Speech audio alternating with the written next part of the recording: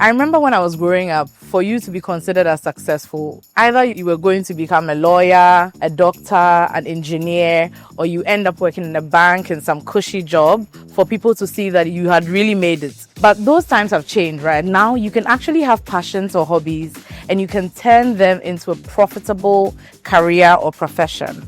So I'm spending time with 3 incredibly hardworking women, starting with our first guest. She is literally one of the people who has evolved the event industry. She started an event planning business about 16 years ago when she was only 25, and she has created an entire ecosystem out of it, doing weddings, corporate events, even funerals, and some destination events as well.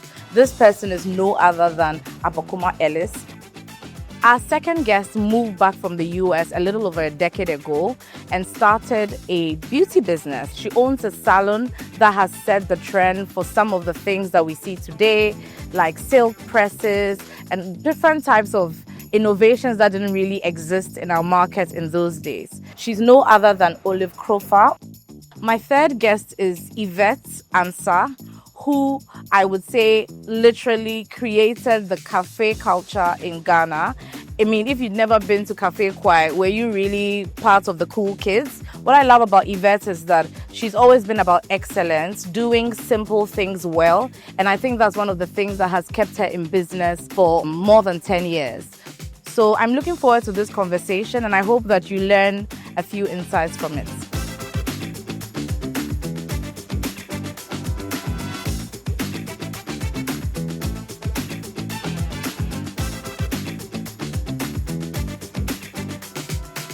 Okay, ladies. Yes. How are you? Good. How good are you? Like really good or tired? Well, as or they say, blessed and highly favored. Exhausted good. spoken like a true Ghanaian. Alright. Blessed and highly favored. I'm exhausted. I need sleep. Okay. What was the cause of December? Cocoa Yes, season? yes. Dirty Tell December. us. Well, not dirty, but no. It's been like we had a really busy Christmas, December, January season. So Okay. I haven't had a break for. That's a great problem. Oh to yeah, have, yeah, yeah, right? yeah. It's good exhaustion. Yeah. And a lot of money. Yes. What money is it gonna be? Small. Of course. I'll come. I know you're Sharon right. is caring. I'll Sharon actually is come. saying. No, but actually, it's been a while. Like I've been trying to gather the 3 of you to have a conversation, and I've been trying to find spots in your calendar, and I'm happy that I was able to do that finally. But it's just because I wanted us to come and sit here and just have a conversation about your businesses, right? For me, in my opinion, I've been a corporate girly for a while, and I've always admired when, you can have a passion and turn into a business. Because really, you can't work in corporate forever, right? So it's really nice to see women like you who've been able to build businesses that have lasted more than 10 years. And so I wanted to gather you here so that you tell your stories and you also give us some advice. You tell us the good, the bad, and the ugly. Tell us all the secrets. Don't do it. So, feel comfortable. Forget the cameras. Tell us all of the secrets. Okay, so I wanted to even just start by maybe you tell us briefly what you do. Each person. Okay. Starting with me. Yeah. Yes. Well, my name is Yvette, and I own Cafe Kwai and Kwai Terrace. And I guess what we're about is simple, delicious food. We have these cozy environments, and we have friendly staff. So those are our 3 components: simple food, cozy environment, friendly staff. And I've been doing it for going on 11th year right now, and I love it. Clock it.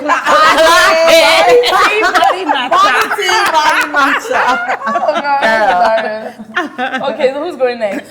I'll go next. Okay. I'm Abokuma Ellis. I'm founder and events director at Purple 12 Events. I have been doing this. We just turned 16, actually. What? Yes, on 10th January. A teenager. Yes. You have to go to uni. Listen, just turned 16 this month. And Purple 12, we do events.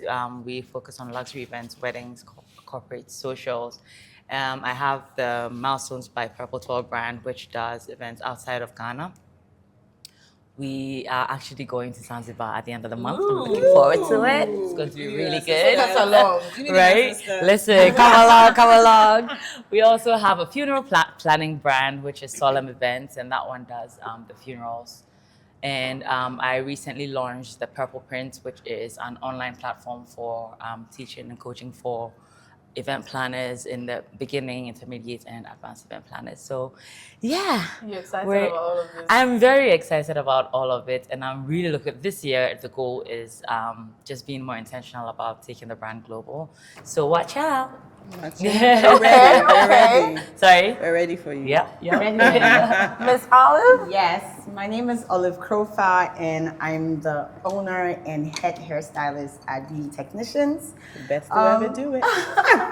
So Listen. Beauty Technicians is a hair salon. We're mainly a hair salon. We focus on doing good hair and giving you hair solutions. So when you come into Beauty Technicians and you say, hey, my hair is struggling, or I don't know what to do with my hair, or my hair and my lifestyle don't like correlate, we will just find you a great solution and keep it moving. So yeah. Do my edges, Olive. Fabulous.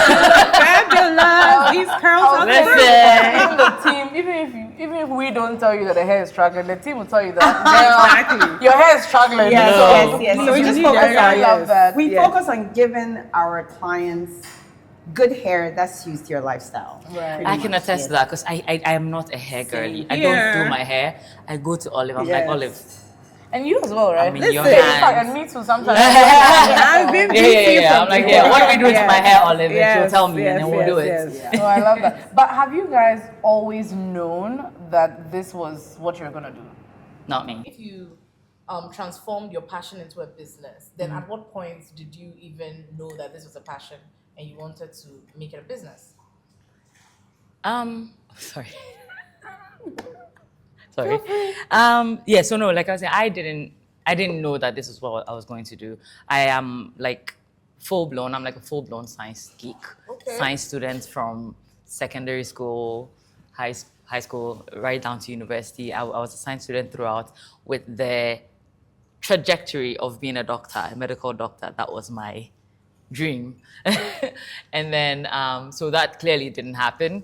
And I just stumbled upon wedding planning when, like, immediately after school, I was helping my friends plan their wedding. I was like, But then the thing is, I always knew I was a creative in the back of my mind. And then I did some, like when I was in high school, I did a little bit of high school in the US.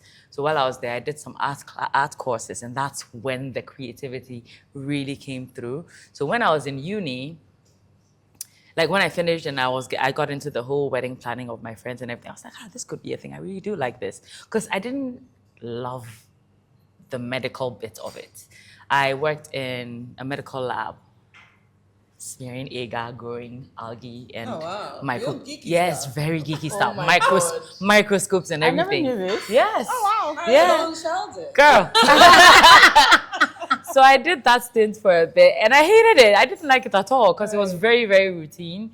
And you know, in Ghana, you have to be a doctor, lawyer, you know, one of those things. Wedding planning was not on my radar. It wasn't even a thing. It wasn't a thing at all in Ghana. Goodness gracious. 16 years ago. 16 years. I was 25. I was 25 when I started. When I think about it, I'm like, wait, who no. Very true. Listen.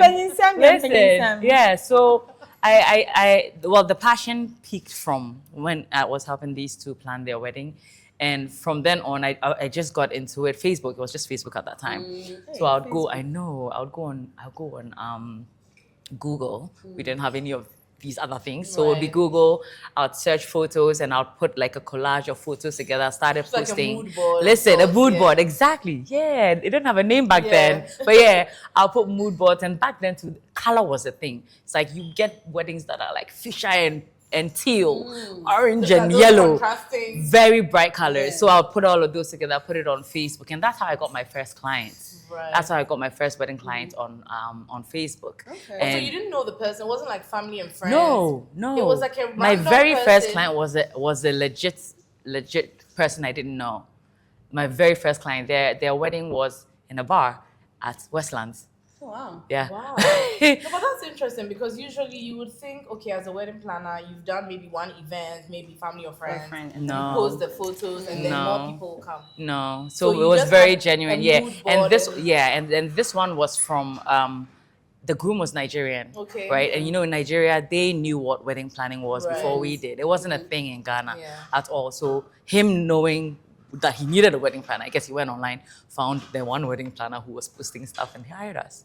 Wow. Well, hired me. It was just me I at that didn't time. know this story. That is so interesting. Because I've also never heard this part of the story. Yeah. Interesting. So yeah, it just went from that, and then actually the next one was actually a friend Okay. who hired me for her wedding, and then it was just a ripple effect from there. Yeah. A So friend you- from a friend, and So it's then like it you just do a went good on. job. And someone Exactly. recommends And you. that's really a basis, especially for my business specifically. I really value past clients' opinions because Okay. that's the best way they can sell the experience that they had with me and my service and my team. Because it's a service that we're giving. Yeah. It's not something that you can see. So someone telling you that they do this, they do X, like from their experience. That's like, I feel like that's the best form of marketing for what I do.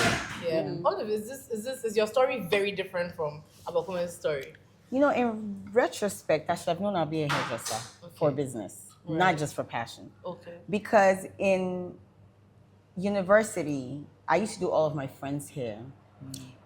Well, and then they would go with me to the salon to fix what the hairdresser had done or to instruct the hairdresser. And when I would take a vacation and go to the US, I worked at like a beauty supply store, and I made my own hair, like my own business cards, and I would go to like random people's houses to do their hair. Mind you, I didn't even know what I was doing, but I Just made money vibes. out of doing it, right? You're just going on So vibes. looking back, maybe I really was supposed to do this for business. Because Yeah. every time I wanted to do something for money, especially when I traveled during the school period, it would be hair, right? But I eventually became a hairdresser when I was looking to do like a master's program. So I tried to go to nursing school and I tried to go to do my MBA, but both of them just didn't work out because I just could not imagine myself being. I went to school. I sat in the class, Kennesaw State. I started like first day, second day. It's like, what am I doing? What am I doing? What am I here? doing? didn't feel It's like not you. me. I was like, this is not me, right? And I was always doing hair on the side. So my friend Nura said, Olive, this thing that you're doing, stop wasting your time. Go to cosmetology school. Yeah. What I didn't know was that you could actually go to cosmetology school and learn, and then, so I eventually taught schools. Now, when I went to school eventually, my first day of school, I said that, you know what, one day I'm going to go back home and open a hair salon. Yeah, because at that time you lived in the US, right? Yes. So I just said it. I didn't think that it would actually happen. And it happened when I finished school. I worked as a hairdresser for like a year and like 4 months. And then I moved to Ghana and opened a salon. Right. Literally, that's how it Have happened. So it's looked like, back you since. just woke up one day and it's like it just came to you, like, okay, I'm moving to Ghana. No, Or I did you plan in came advance? for a wedding. Okay. Nura's wedding. Oh. Again, I came for her wedding, and I put out on Facebook that, I'm going to be in Ghana, so I'll be doing hair from this time to this time at a friend's mother's salon. So people messaged me on Facebook. It was Facebook at the time. Yeah. People messaged me on Facebook and booked appointments with me and came and got their hair done. And I liked the response I was getting. Like, everybody was like, oh, wow, she colors hair nicely. Your hair won't break off. She cuts hair nicely. Like, I did quite a number of heads. And my friend was like, would you consider moving to Ghana and opening a salon? So when I went back, I really thought about it. But before I went back, I saw a salon that was being sold. My friend showed me a salon that was being sold. Here in the Here US. in Ghana. Okay. And I looked at it. I was like, it was like a cute little space. remember Yes, it. yes. Yeah, It was a Jonas. cute little Last space. chance. Yes. Yeah. And I was like, I feel like this is where I'm supposed to be. Yeah. Right. So when I went back, it was in August, and December I came to Ghana. No, but you know what I'm also seeing here? Because you said you did a mood board. You didn't even know what's called a mood board. Yeah. You just posted it and someone contacted you. Yeah. You said on social media that I'm gonna be in Ghana, Yeah. I'll be doing hair, and Yeah. people contacted Yeah. you. Yeah. So there's something there, like Yeah. Like just sometimes putting it you out just there. Putting it out there. Yeah, and you know Yeah. what's interesting? I used to attend a church, Victory, and Victory would do like classes for people who want to start business. Right. This was in Atlanta. Victory in Atlanta. Victory in Atlanta. And I attended the classes, all of the classes. I didn't even know I was going to start a business. I attended the classes for people who want to start business, did a business plan, And I still have those books till today. And I wrote a bunch of stuff down. Oh, if I open a salon, I'll do this. If I open a salon, I'll do Sure, this. if you go back to No, I have I'm gone trying to back go back. to You'll be it, like, and oh, I did all of listen, this. Every single Yeah. one. I actually Yeah. hate the word Yeah. manifesting because it sounds like Right. Yeah. No, but it's your thoughts. Yeah. What Yeah. you put, And you So put it like out in the a universe. vision, Yeah. form of a Yes, vision. yeah. Right, 'cause what does the Bible say? Even like, Yes, like in Habakkuk, Yeah. even in Habakkuk, it says, Writing it down. write the vision down Right. plain on a tablet. Right. So it's happening. Something about putting it down. I actually believe in pen and paper. Yeah, Mm-hmm. it makes sense that your book is called Vision. Exactly. Right, It will right. come to pass. Come Yeah. on. Come on. So that's how I want to do it. Yeah. No, but you guys, I remember vaguely because again, I mean, this was a long time ago. You used to do food at home, right? So basically, I don't have mine was very random. Okay. But then again, as Olive says, probably should have known that I would have an interest in food. Yeah. Because all the time I was in uni, the most joy I found was on weekends going to the farmers markets. That was the highlight of my week. Interesting. Right outside my dorms, they had the farmers market, and they would come. They would set up little stores with little cheese. This would get to try. I was spent like 2-3 hours there. Wow. Some small carrots, some small meats. I'll come home and I remember it was Nigella Lawson. I had her cookbook and I'll cook something for my dorm. Everybody, like, what are we making this weekend? So that's what brought me the most joy, right? So I moved back to Ghana. The intention I was supposed to take the Ghana bar. That's why I remember I said, come home and take the bar. Now we are and see. So I get home and I'm like, okay, you give me time. And then, well, I was actually helping my mom with her school because my mom was a daycare. Kids 1 to 5 already drinking by 12 p.m. Legit in my Starbucks to go have a little tumbler at Genita by 5 o'clock. Because I was like, what is this? The noise drops like, oh my God, this is just too much. And I can't go. So I would keep buying. So they do. Oh, your mom fired you.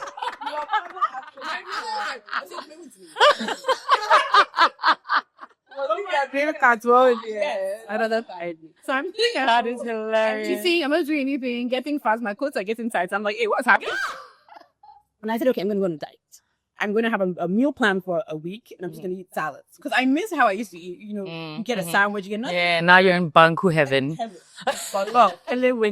So I said, okay, I'm going to go on a diet, and I have a week of salads.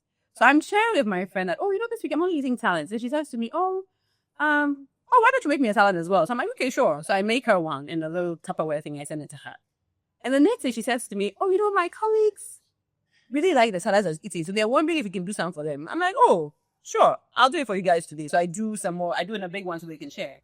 She's like, tomorrow too, we have another. I was like, hey, madam, this is becoming Expensive. It's coming a bit expensive, I just said, you know what? I'm just going to create a menu. And I'm going to share with your office, called Laura's Development. I'm going to share with your office. And I'm going to take orders. I'm going to charge them. I'm going to take orders. I went to Malata Market, got little cube packs. And I said, okay, we're going to make salads. Literally, somebody shares that menu. At that time, when I moved back, that's when everybody voted for. There were so many returnees. Right. So they got it. So they got it, because that's how they all ate. Yeah. Not used to eating heavy. So somebody shares that menu with Vodafone, who at that time were one airport. Somehow, it just spreads. And I go from making 5 salads to making 15, to making 20, to making 40. I'm like, all in my mother's kitchen. This one is dying, by the way. So at one point, I'm like, okay, we have a small kitchen in the boys' quarters. Let me rate it down and start making my salads out of there. Literally, that's how, the first one you remember from Whole Fresh Bite started. Wow. And then that same friend says to me, we're building, we're having an office building coming up in Monepo Square. It's going to be a mixed use. We're thinking we should have a cafe, shops underneath in the offices. Why don't you put an expression of interest? I had no idea what I was doing. I was probably still drinking. I was like, hey, out fun. I put the expression of interest. It's like, the building's going to be ready 2 years. I'm thinking, 2 years, yeah. I think I went to America and came back. It's like, the building's ready. I was like, snap. That is literally how Wow. it started. Wow. I funny enough, I actually remember your first post. I don't know why, but I remember of the it with Fresh Buy the or V. Cafe? No, of Cafe Pie. With the bricks and everything. Yes. Yes, Ruby took Yes. that photo. My daughter took that photo. Okay. I probably saw it on her page. I was stressed. Like, what is this? I was terrified because doing salads in your kitchen and then going to rent a place in one. There's something about being an eternal optimist. Yeah. I think if when you're a business person, a part of you believes in magic. Because you're literally telling yourself that this crazy idea I have in my head will work. People will actually come and support me and will make a living out of it. Yes. There's really something about optimism. And that I am. I'm a glass half full always. Not to self. And and so really, I think Just do it. Literally, just do it. But you know, Norvisi, when you are an entrepreneur, you have to be, you have to do that. It's like jump in. You have to jump in. Because you wake up every morning, even though you may have people who you know will come, you're not even sure. You're not sure, And then there's so many other people around you doing the same thing. And they can decide not to choose you that day. But you still get up and go. Because sometimes, like I was telling Yvette, actually, just this morning, I've gotten like 4 different messages and calls about brides. At the beginning of the year, every year I panic. I'm like, oh my God, am I going to get work? By the first quarter, we're almost booked. Do you understand? And it happens a lot. It's a sink or swim situation. Faith, or I don't know if it's faith or optimism or just that kind of I think I'm at that. I think I'm at that point where I think I'm at that point now where I'm like, you know what, I've put in the work, they will come. So I think that there's something about the universe rewarding hard work. I believe that there are universal principles of life, right? You put in the work, and I think the universe does the rest. So you just do the work. You put, like you said, like putting in the hard work, it's like you didn't take the shortcuts. You've put in the work. Now the work is paying off. Listen, when I knew I had made it is when, especially with weddings, when the mothers started calling. It's not the brides calling. Because mothers are usually like... Mothers are the ones making the decisions.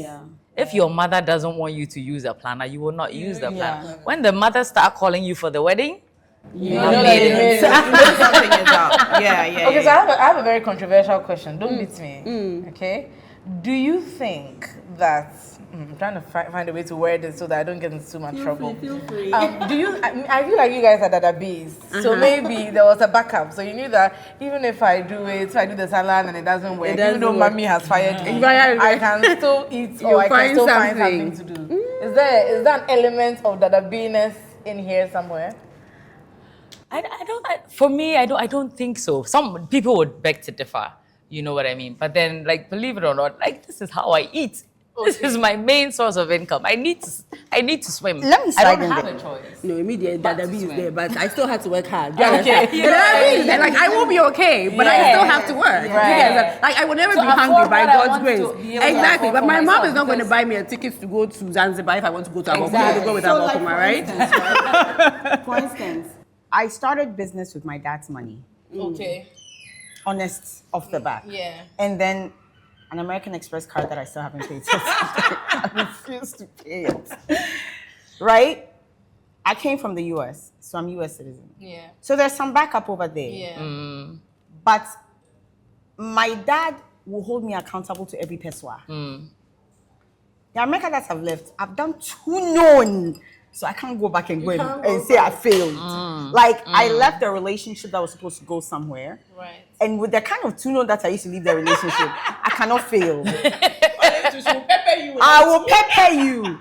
Like, I remember telling that man I was dating that, the air conditioning, I need to buy like 1 new air conditioner. He said to me, but you started a business, you should be able to buy an air conditioner. How do you go back to that? Right? So there was really no You don't have a backup, choice but to. Right? And I always said to myself, God being my witness, there's no plan B.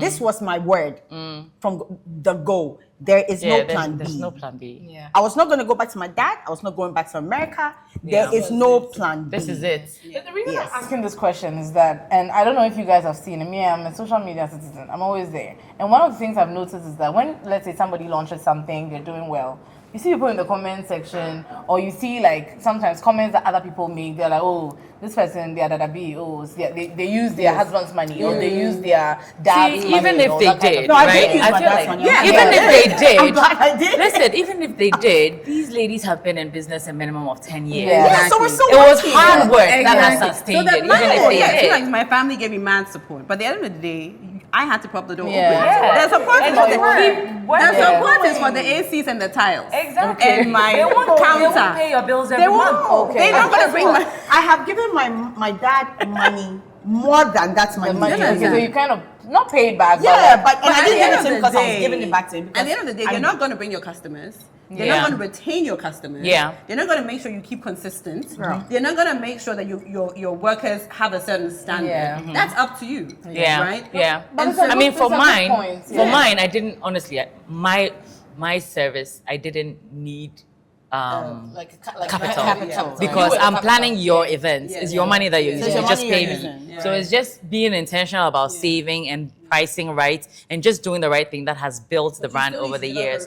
Exactly. The exactly. The word of mouth. It's Yeah. an important thing to say on Right. camera because I hear this all the time. They're like, oh, this person.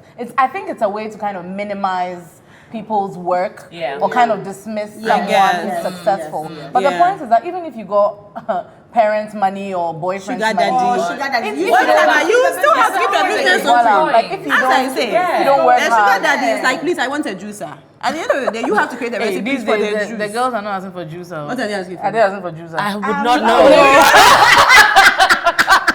Are they asking for juice? Listen, Hey, I they're really wish I asking could get for some one victims, sugar daddy though. to be. Listen, Now 500,000. Listen, I need commercial fridge right now. Sugar daddy brings you some commercial fridge. I'll for better. collect it. No, It's better. better than going to collect loan. Exactly. You see them for two bedroom go. There, better fridge. Fridge. Oh god, you girls are hilarious. No, but I mean, okay, knowing Ghana, like you said, those days, hey, when you're growing up, they ask what do you want to be? Doctor, lawyer, Accountant, engineer, engineer. accountant, right? When you decided to do this, right? I know you said you had support from your dad, right? But I didn't from the beginning. Okay, so tell me about it. Do you my question is, did you have some tension or conflict with Loads the of people you tension. loved when you Yeah. decided that I'm gonna take this passion and turn it into a business? Yeah. For me, my mom, I come from a very traditional family. And my mom, she's never understood me, poor woman. But now she's accepted me and loves me dearly. And I don't doubt that she ever loved me, but she just never got this child. Maybe you're correct. But she just didn't understand it. Because she's like, for them, I've also come to understand that those desires, it comes from a desire for you to be safe. Okay. And for you to be comfortable in the way that they know how. Which right? is the conventional Which is path. the conventional way.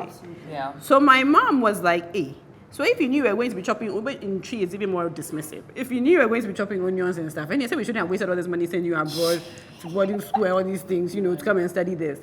I think it wasn't until we were featured in the Financial Times.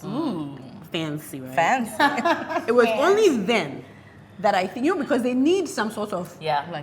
sign. Like there that needs to be like some valid evidence, evidence. something they consider Yeah. valid. Yeah. Before she was like, I did, yeah, so as if she's trying. Yeah. But I also don't fault them. But actually, it's actually ironic because I come from a long line of entrepreneurs. Okay. My father was an entrepreneur. My mom is an entrepreneur. But I think for them, that was a life they had to live to get out of their situations. So they wanted better for their children. Yeah, and it's also a different kind And of it's a different kind, entrepreneurship. right? Exactly. So I think for them to do the conventional stuff is what gives you security, and plus also there's the brag factor, right? Yeah. Buy a doctor, buy a lawyer, those So kind of mine things. is a little similar as well because I'm also traditional. My dad was a doctor, and I have 4 siblings, all of them in the medical and engineering field, and then there's me. So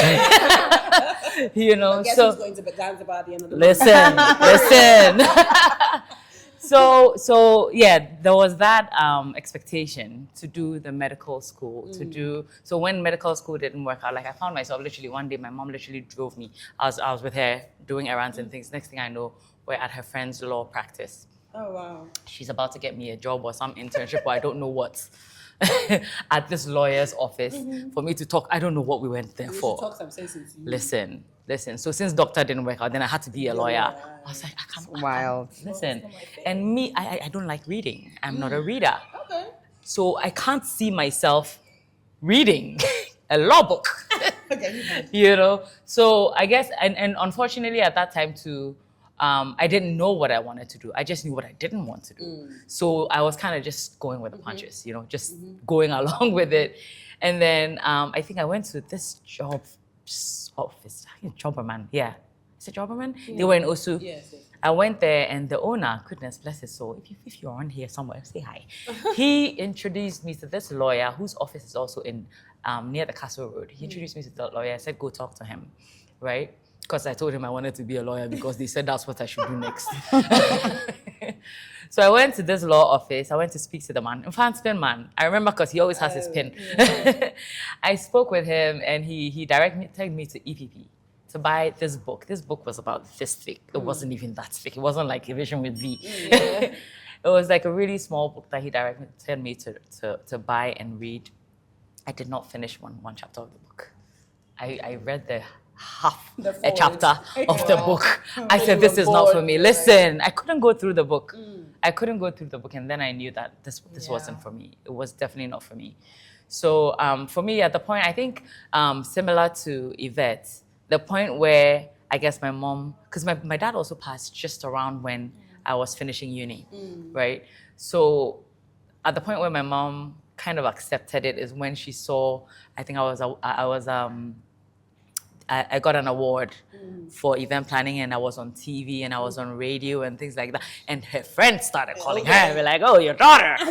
So she was like, oh, okay, this is a thing. Like, I can get used to this.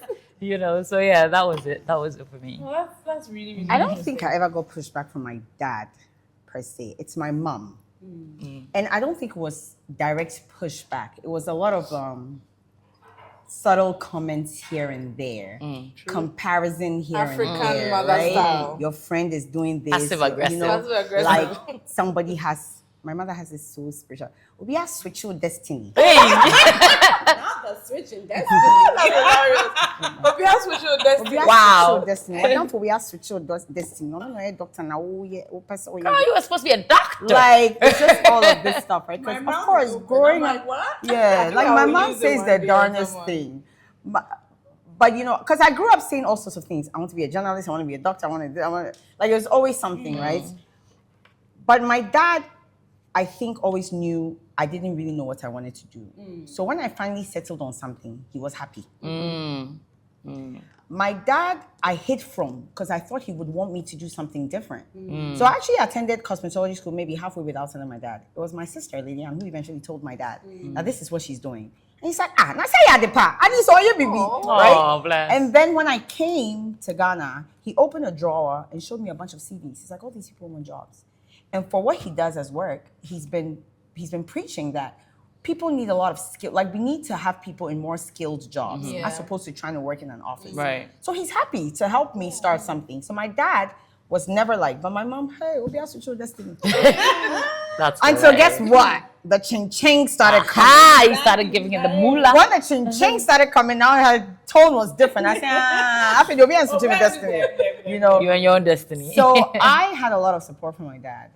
My mom, on the other hand, It took some convincing. she was a little, even till today, cry. I think sometimes she's just a Still, little. sheesh. Sometimes she's just a little. When are you The gonna get destiny a is real not job? fully, But it's not me, fully my mouth switched. reminds her, "Oba no a lawyer, no. And I'm not a hairdresser. Choose." Lady Ann, love to you, but you know, yeah. So. No, but it's really interesting because honestly, I hear that people saying, "Oh, there are no jobs," because really, there are not enough like corporate jobs for everyone, right? And so I feel like if more people could be bold or brave enough to like take their passions and turn it into a business, then we could actually change the country. I mean, I think that's all well and good, but if you're going into it and do it well. Okay. You don't just That's go another into thing. it. Which Yeah. brings me to my next another question. You don't just, A lot of I people am don't do it passionate well. about this song. No, if you're going to do it well.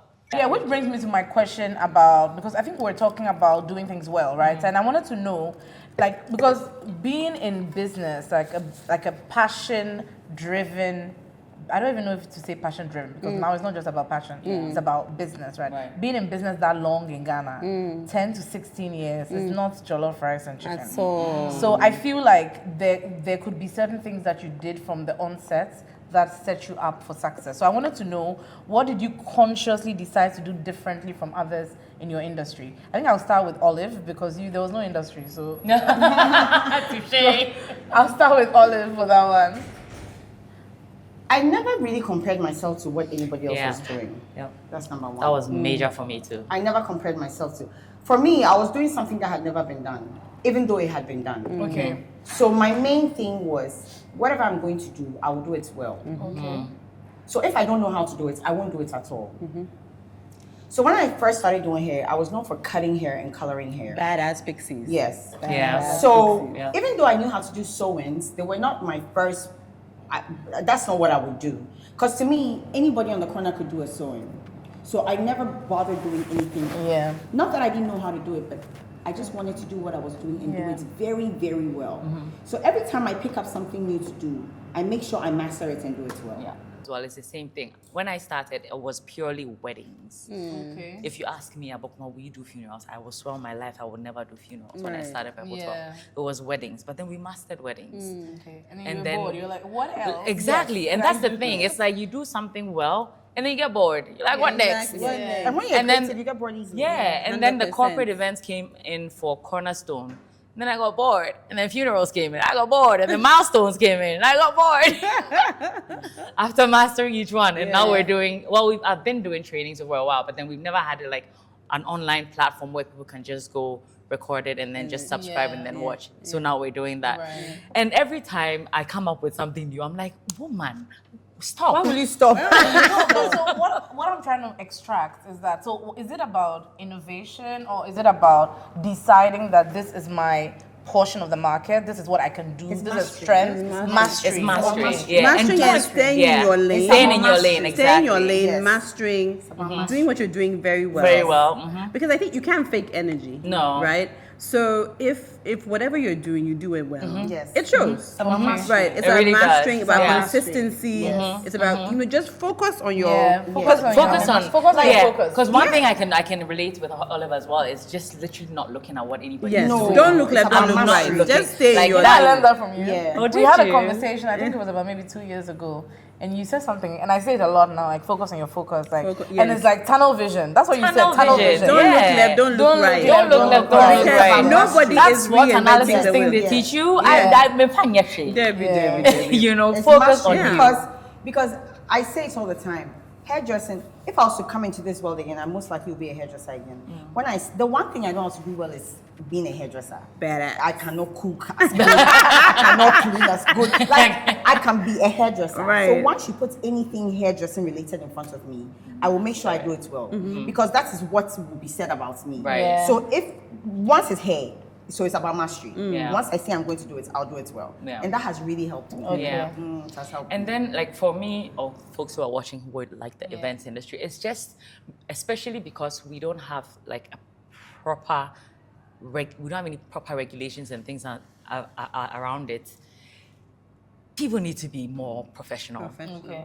There's like a real need for real professionalism and Yeah. intentionality with customer service and customer satisfaction. And I think it cuts across everywhere, Yeah. honestly. Oh, yeah. It's not just the events But I industry, it's feel- everywhere. So it's interesting because I feel like, so for something like hairdressing, I don't know if there's like a body that regulates it in Ghana. Not that I know Yeah, of. but I I feel- think there are, but not. But that not I like, know of. but I feel like at least that one, it's like people still expect that, okay, if you work in a salon, maybe either you've gone to some form of school or you've Yeah. understudied someone and you Yeah. know, You you've have to probably give a taken good some- relaxer Yeah, kind of exactly. thing, But yeah. I feel like with the event planning space, Yeah, it's open. it's like Yeah. vibes. It's the Vibes. barrier Vibes. of entry is That's like really is. super, Yeah. super, Yeah. super low. Yeah, yeah, So yeah. anybody really can be an event planner. But if you're going to do it, like I always say, do it well. Yeah, and I feel I have do it an the right way. unpopular opinion that there needs to be a body that regulates Technically, there is. how you They've put us enter. under like the tourism, Tourism.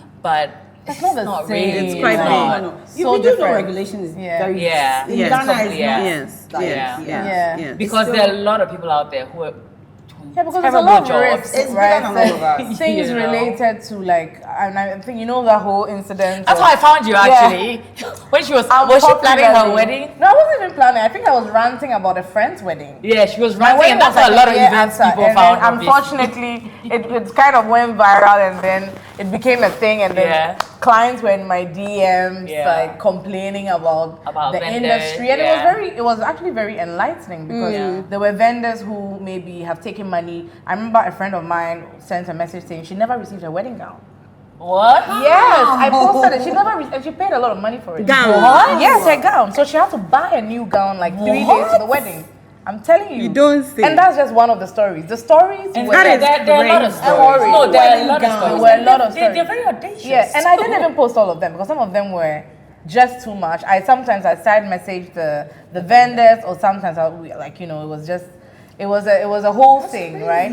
I do think that somehow things have improved. I honestly think that things have improved since then, but I still think that for looking at how sensitive the event industry is, and there's a lot of money in there as well. Yeah. There needs to be some form of a body that regulates, like a license for you to check.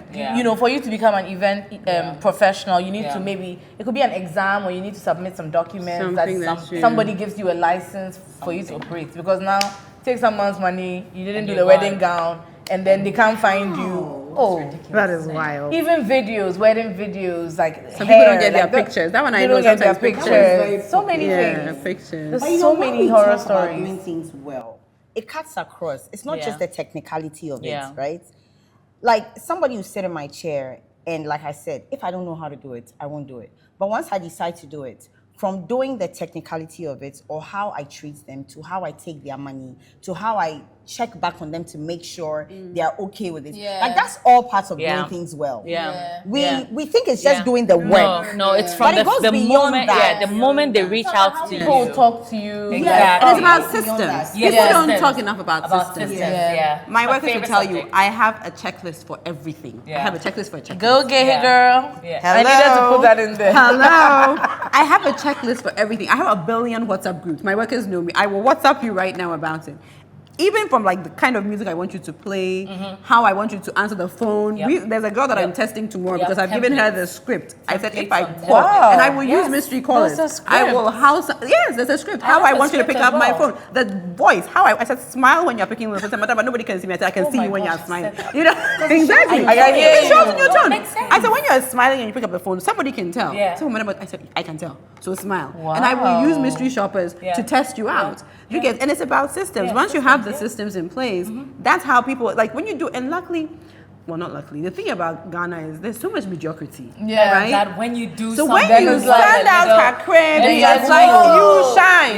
And of course, there's a tune-up, which get girls got all the time, and I'm very okay with that. But the point is, once you have the systems and the way you insist on doing things, it's annoying, and you will lose staff. People who come who are not exactly difficult. But I have staff who have been with me from day one. I have staff who get it. When they leave Cafe, when they go, say, madam, your systems, dear. I mean, it really helped me. And I think to any entrepreneur, would-be entrepreneur listening, you need to put in the systems, because systems, the standards of practice or of operations or whatever, it's very important. That way, even when you're not there, they have a point of reference. And I wasn't there. I left my jackpot, as they say, for like some 18 months. And I really believe that because I had the systems in place as a solid foundation, that's kind of what helped to, so you're saying that this is like maybe your year 7, right? You left for like 2 years. Yeah, I was gone. I said, peace out. And your business survived. Nothing it's still happened. here. Yeah. Well, were there challenges when you left it for 2 years? That's a different story for another day. For the most part, it did survive. Yeah. It's still here. Was it perfect? No. Okay. But it did still work. People would still, I had more praises. People didn't even know I was out of town. Occasionally when there's a problem, then they'll know I'm not there. But for the most part, people didn't know I'd left town. You see? And I think it's because they know when you get in, this is the checklist you send. This is what you need. It's like, so it becomes automatic. You take the guesswork out of stuff. Right? Because if I have a script for how you pick up the phone, you don't just pick up the phone anyhow. You pick up the phone the way I expect you to. And the next person who comes will pick up the phone exactly the same way. Exactly. Right? So it's the same way. I haven't gone for 2 years, but I can afford to take a month off. And still know that work is happening because these systems are in place. And that's the only way you can have a life as an entrepreneur. Otherwise, you're in the business working constantly. You have a job. And you have a job. You don't have physically. Exactly. When you're required physically at every single point in your business, that's when you know you're not running. And it's not fun. It's you get burnt out. You are tired. And I mean, we all get there, right? But because, I mean, the first few years, I do believe also that you really kind of have to put your everything into it. I was working 16, 17 hours a day, standard, right? Because you're putting the systems in place. And because it's new, when you want to make sure, it's like a child. Give the child the basic foundations, and then you're kind of okay how they grow up, right?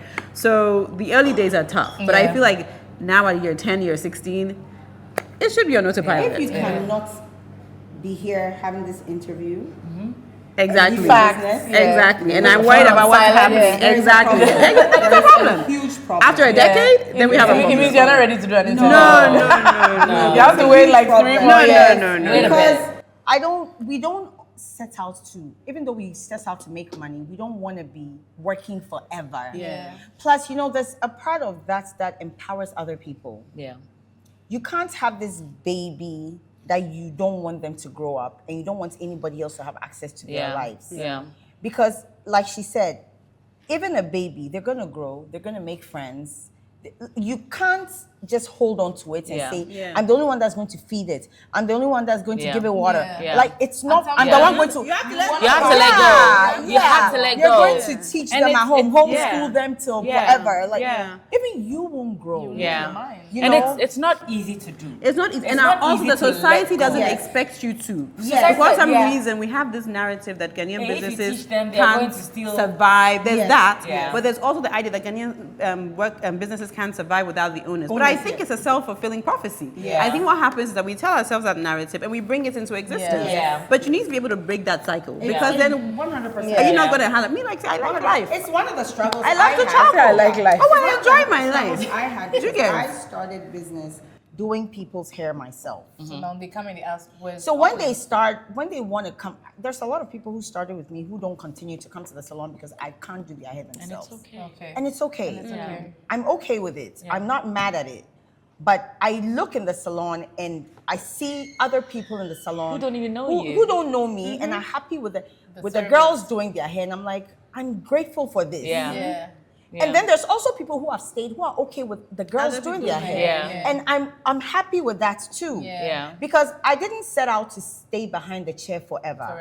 At And some you're not gonna point, grow no. Yeah. And you And you teach, Yes. and you have to At- teach them yeah, everything you know. yes. Like you don't hold back. You No, don't have to hold no. back. Yeah. Like At if you're some gonna go point- with my intellectual property that you've learned from the business, then go and if you go and do it Do well. it well. So you The don't way embarrass I yourself. taught you. Yvette- You know what I mean? Yvette and Abokuma will probably say, they are attest to this. Beauty technicians, the space has not looked as nice like this in God knows how long. Because I don't have to do hair. Now I can sit back and say, oh, this needs to be changed. Right. There needs to be a flower here. Yeah. But I'm Yeah. doing hair. Space.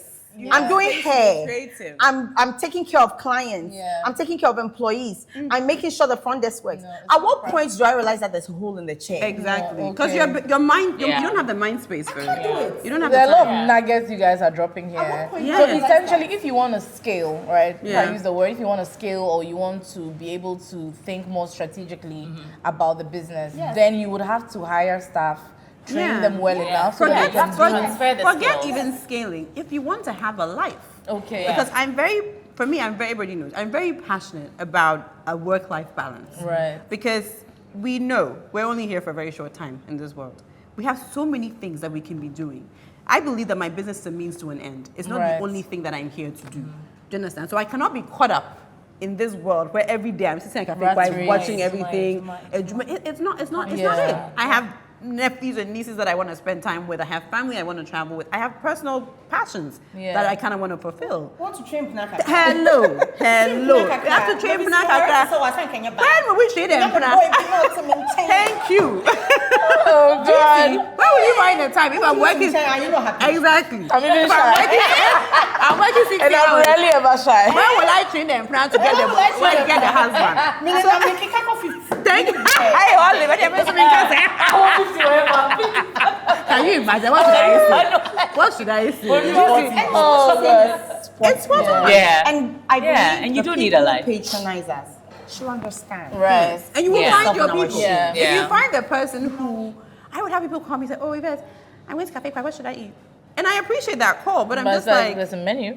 Like not only there's a menu, but also ask the go. team. Yeah. It's fine. Like if I'm there, yes, I'll bring Like, the I vibes. appreciate you. I Yeah. appreciate it. I appreciate you, and I bring the Yeah. vibes, and it's fun. Every time I go to meeting, all of them like, oh, today But my own imagine hair is not if here, it's not everyone nice. is But if calling you. everybody Can is you calling me, imagine? it's not And practical. you're fine. And you're fine. And you're fine, and it's not practical. Imagine the number of times I've been to Cafe Quai every time I'm calling Exactly. to say what? To say what? Like, Do you get? And so are you there also onions in the salad? right. The onions, are they caramelized? Today or are they raw? I went to Cafe Cry. It wasn't the same. I said, "Oh, why? What happened?" I don't know. It just felt different. I said, "Probably because I wasn't there." Because usually every time you come, I'm sitting there. I'll sit with you, you eat your meal. But I also have to train. Yes, it's also empowering. Because my staff, they'll come. Madam, there was this problem. I'm like, so what are you going to do? Because me, I'm not there. Yeah. So you have to figure out the problem and solve it. Yeah. And that is how you grow leaders within your company. Yeah. Because other than that, you never have. They'll always be reliant on you. Yeah, because I remember like Maliha was that her Exactly. name? She used to be there for a while. Exactly. And I'm like, they're like, oh, Miss Yvette, I said, what are you going to do? Me, I'm not there. Oh. So what are you people going to do? Right now, I told them, I said, I'm not available today. The message I sent this morning, I'm not available today. Because after here, I'm going to a party. I'm not here. I mean, I'm a party. Intimidate me, get free. Thank you, because I'm going to support a friend who's also building her business. Yeah. So we're multifaceted individuals. So I can't just be one plug and be focused on my business. I just don't even want to because it's not fun. Yeah. Do you get me? So And it's you miss a important. lot. You do. Like there are things that I'm doing in my business today that the idea did not come from me. Okay. Like I have my front desk girl, my salon manager, who you won't believe it. Beauty Technicians has been in business for 10 years and we only started selling hair 2 years ago. It's been 2 years? Yes, yeah, well almost 2 years. Yeah. Like how can I own a hair salon and I just literally started selling hair? Because I've heard people bring their own hair. Yes. I remember that. Does it even make sense? But this is But because at the time, you didn't clock it then. no, I clocked it, but it was just so probably my didn't brain was clouded with so She many had to. things. She had to do hair. Do you get And it? now the call was doing the hair. Yes. not Yeah. And my girl came up and with all this beautiful plan for me, and now we are selling hair, and we supply our own hair, And it makes sense. and it makes It's a sense. new revenue. and it's a new, and that didn't even come from me 100%. Yeah. Yeah, and even all of you specifically, like I wanted to talk a bit about that because I've noticed it because I think for me the very first time I went to, I came to the salon, this is like maybe 2016. So that's like, 10 years ago, right? And I noticed now when I walk in, I notice that some of the faces are the same, like your staff. And it's mind blowing to me, especially in beauty, because me, I hop around, like I hop around. So I know like a lot of the salons don't have the same, like the churn rates is like, they don't have very high retention, right? So I was wondering, is there like a specific reason why your staff don't leave? And because they look like they are happy to be working with you. She's empowered them. And they're very confident, you know? Yes. So tell us, like, I want to understand. I love it. I think that's I do love when what you you've put done. yourself in a place where you treat others how you want to be treated, you would have people in your life. Unless you don't want to be treated well. Me, dear, I want to be treated well. I always say that the workplace is where you would spend most of your life. So if you go there and you are you're not not happy there, Why? and you are not bringing anything home, and you are just slaving away, I won't work in a place like that. So that's how I treat my workers. People go to work to make their lives better, financially, technically. Like you want to grow. Yeah. So if the space is not growing you, you won't feel like you want to continue. Yeah. Yeah. So I listen.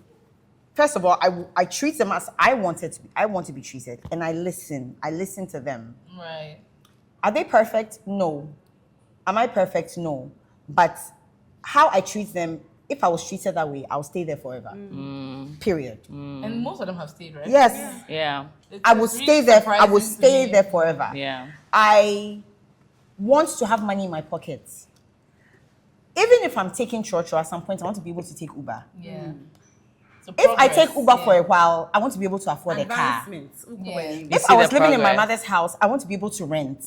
I want to have AC in my house. Like my girls, I blast them. If you don't have AC in your bedroom, then you're a useless person. Like how can you not have AC in your house? You know, this idea that only a certain people deserve to live a certain kind of life. That's Yeah. what sits well with me. You It know, notices. it does like for the longest time. One of my girls bought a car, but the one who came first didn't have a car. I will insult every day. I say, look at you don't have a car.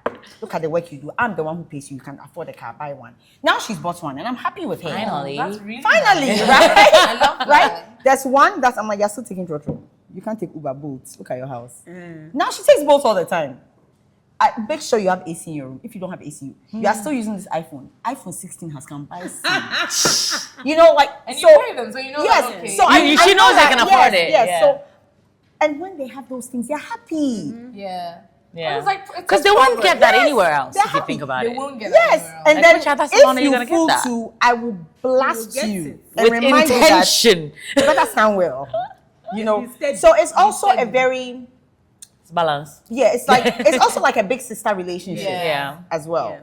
So if you don't appreciate that big sister relationship, you won't stay. Yes. But if you appreciate it, you will stay. Yeah. And of course, if you want to live a not going better to be life, all you will rosy. stay. Because Yeah. you're not going to come and work for me and not live a good life. That one won't Because I see happen. that even for their weddings, you're there. Yeah, you're gonna have to It's live a so good sweet, life. Why do we like- work? We work to live a good life. Live a good So if you life. can't live a good life, what's the point of it? What's the Yeah. And do you think that treating your staff this way and having them, like most of them stay over the years, has actually impacted like your clients' retention as well? 100%. Yeah. And my revenue. Okay. Because I also pay them Bottom commission-based. line. Okay. Yeah. They're commission-based hairstylists. Okay. So the more they make, the more I make. Okay. I said, make money so that I can make money. And they want to make money. Right. Yeah. They see the difference in their bank accounts every time and they're happy. Yeah. And they also know that their bottom depends on And them. they've Yes. become really good time managers. Yes. They manage their time Yeah. so And I feel like there's a certain ownership, like, yeah. Yes. Yeah. you know, because They're all I mini think- bosses. Because they'll come, my client. They Yeah. know their client. And I mean, me usually I'm not fussy, so I'm like happy with any of the Whoever does it. ladies. Yeah. But what I was telling her that I don't know who I was telling this. The last time I popped in, like I just wanted to do like some hair treatment. They told me off, like in a nice way, because they felt like, oh, you're not taking care of your hair. You are doing this too much. It's going to affect. And it's like there was a certain confidence because they had knowledge, so they're not just telling me, oh, your hair is like do it for this. you. They're Yeah. explaining to me Why you why can't do what you you wanted can't to do. do this because, and I thought it was Yeah. really amazing. And you know what I've also noticed about human beings? We all like freedom. Yes. And to be valued. Every human And being respected. loves to feel like they have some freedom. Yeah. So, especially me, I'm in pension, so At all. I don't like any, I don't want to feel like I'm being Oppression. hovered over or sat on, right? So I give them that freedom, leeway. of course, Within bounds. within boundaries, but I make them feel like you need to be confident enough to do this. Yeah. Yeah. Yeah. Come to work dressed this way. That is how you be addressed. Don't come and be dressed anyhow because the clients will talk to you the way you look. Yep. Yeah. Look a certain way, speak a certain way, Yep. act a certain way. Yeah. So they don't feel like I'm the only one allowed to do that. Yeah, Yeah. yeah, And because they you feel are free. working with a certain type of client Yes. who need that kind of Yes, response from them. So I feel like all of this has helped Yeah. me retain my clients. so I believe that's what it is. And I think usually people see the nice part, like the visible parts, outside, right? yeah. But other parts of the business, like especially for you, Yvette, that are not very visible, but are very demanding. When you have, I guess, a staff, they work for you, but especially in our culture, they also, there's the big sister thing. Yeah. So even though you're employing one person, you're truly also, like, technically in their lives for their mothers. So you hear their stories daily. Yeah. Right? So the people management can be really difficult. Okay. The back end of it.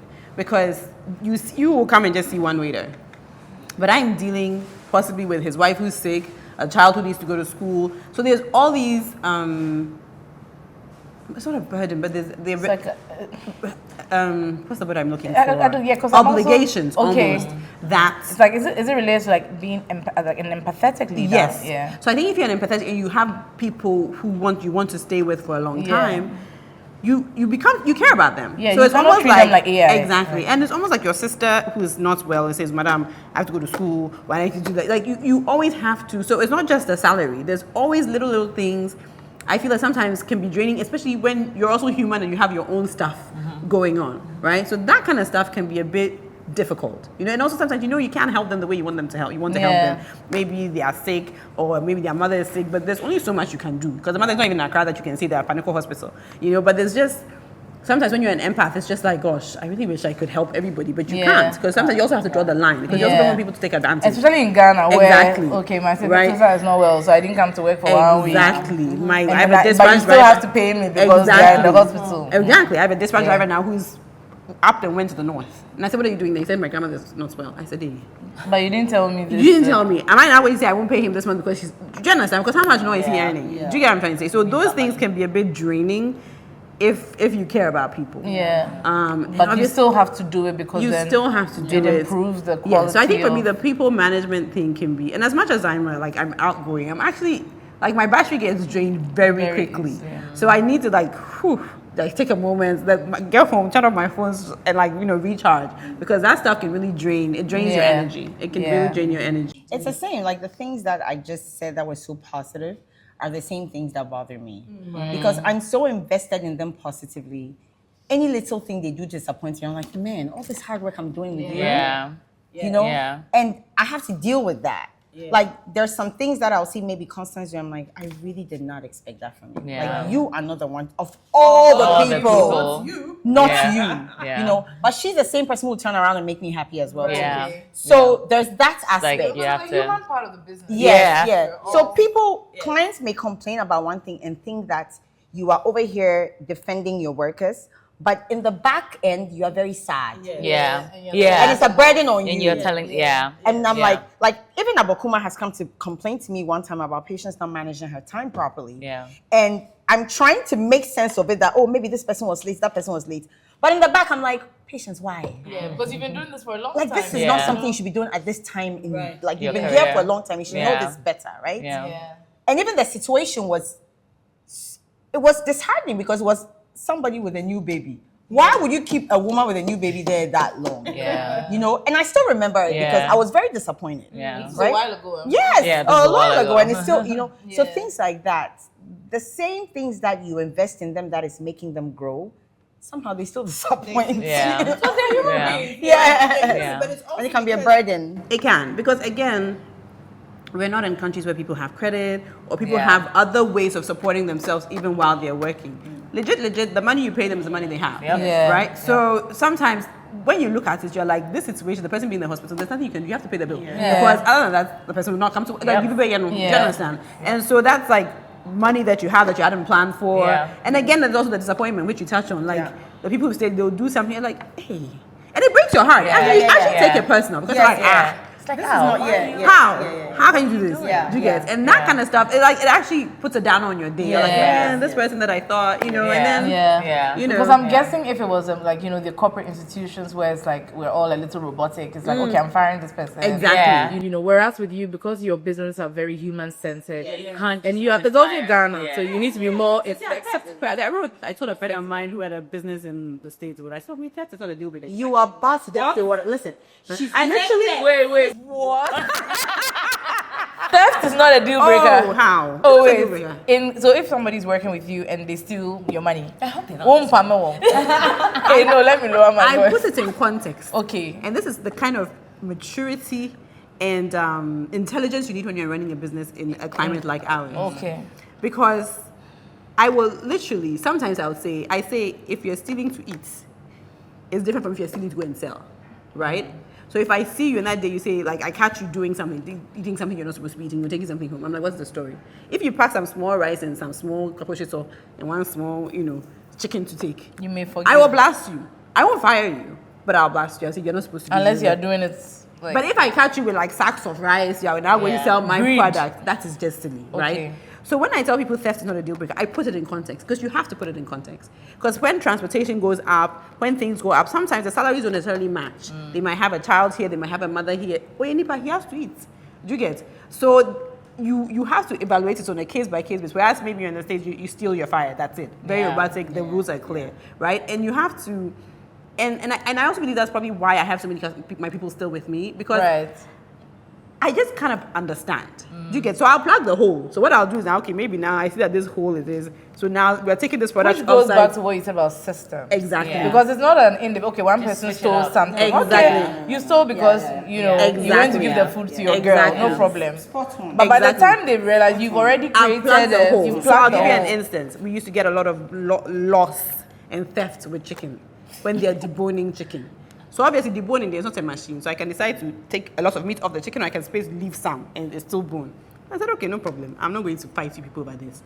I literally just carried the chicken to our offsite. And now I have a whole new person whose only job is to debone chicken. Not related to anybody in my kitchen. His job is he comes every Tuesday when I get my delivery. He debones, he bags, he weighs, and then he goes home. You know he's the one. That is exactly. it. Because so when he steals, manage... but guess what? My security guard at home is checking him when he's going. So therefore, that hole is also plugged. Do you get me? So it's just you just have to put the system because So you adjust as You go. adjust. Yeah. You adjust. You say, okay, this is Wow. happening. Okay, Yeah. no problem. Then, so when that happens, they're like, oh, madam, today chicken didn't come. I said, oh, we're not demoning chicken anymore. They're like, hey, madam. I'm like, we all know what is happening. We just Right. keep No, removing. but that's so interesting. It's Yeah. like, because when you first said theft is not a deal breaker, I was like, are you serious? In a place like Ghana where people will steal for no reason? It's also, like she said, it's part of how you're able to keep your workers for so long. Like me, chobo, I'm okay with chobo. Oh, really? Oh, it's okay. Yes. You know the thing where people are so worried about This their is so stylist, interesting, their huh? stylist going home to do people's hair. Oh, feel free. Go and do somebody's hair. Just make sure that's 9 to 7 p.m. is You are for not me. tired. Better not be tired. You are at work 9 p.m., 9 7 a.m., p.m. 7 p.m. So if you is go for me. 6 If a.m., you go 6 a.m. before 9, your that's your business. business. If you go 7 p.m., if it is my own client, that is your business.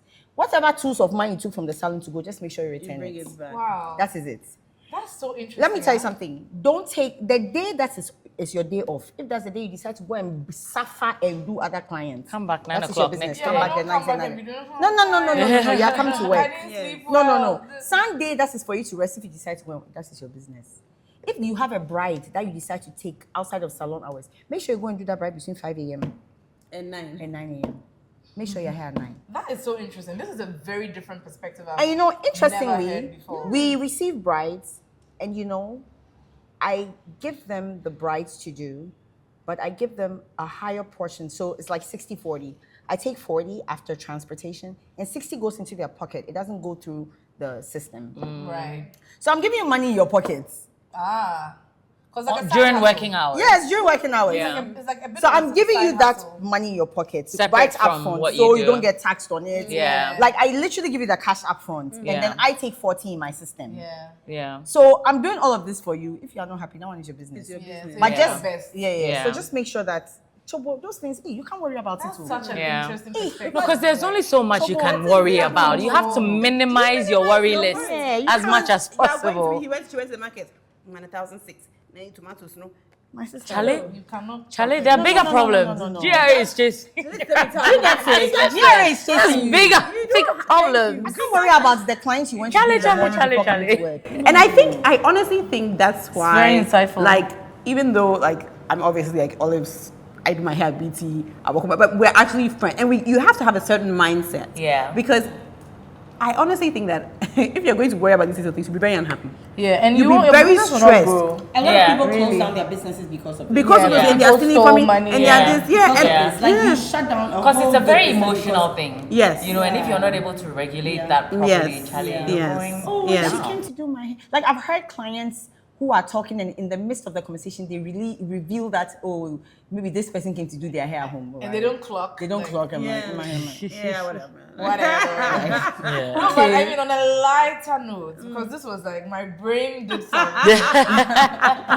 backflips. But on a lighter note, right? In each of your industries, right? What are some of the trends in your industry that make you cringe, roll your eyes, or like face pow? Right now, Let's start. matcha is it for me. Oh God, matcha. Can we matcha. Can you imagine? Oh my I was God. selling matcha, like, I think I brought matcha like maybe 8 years ago or 9 years ago. It was like only people who really loved like Matcha, a green yeah. tea Yeah. or really liked the certain. Matcha is really a thing these days. Yeah. No, recently I started buying, my supplier is telling me matcha price has 5x. I'm like, what is happening? And then I come back to our and I'm seeing matcha this, matcha this, matcha everywhere. I'm So many like, matchas. For no It's so reason. true. For I'm no like, reason. can we just get over this trend so that we can just go Yeah. back to regular pricing Yeah. and I can just sell my matcha in peace crazy. because I need matcha to be over. Yeah, I think for me. Yeah, because I asked them today if they had matcha. They didn't know why I was asking, and they were like, "No." And I laughed so much. I'm sure they were wondering, like, "Okay, why is she laughing?" I'm just like, Body please, tea, please, it's body too much. matcha. And what about the rest of you? Oh my goodness. For me, honestly, it's the outrageous, excessive robes. Robes before You mean you- like bridal robes? bridal robes. I never understood this. They are not even robes anymore. They're Like, dresses. They're dresses.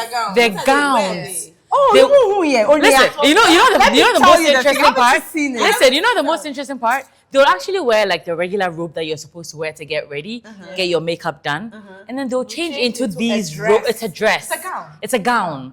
And that's the robe. For 5 minutes to take pictures before you wear your wedding dress.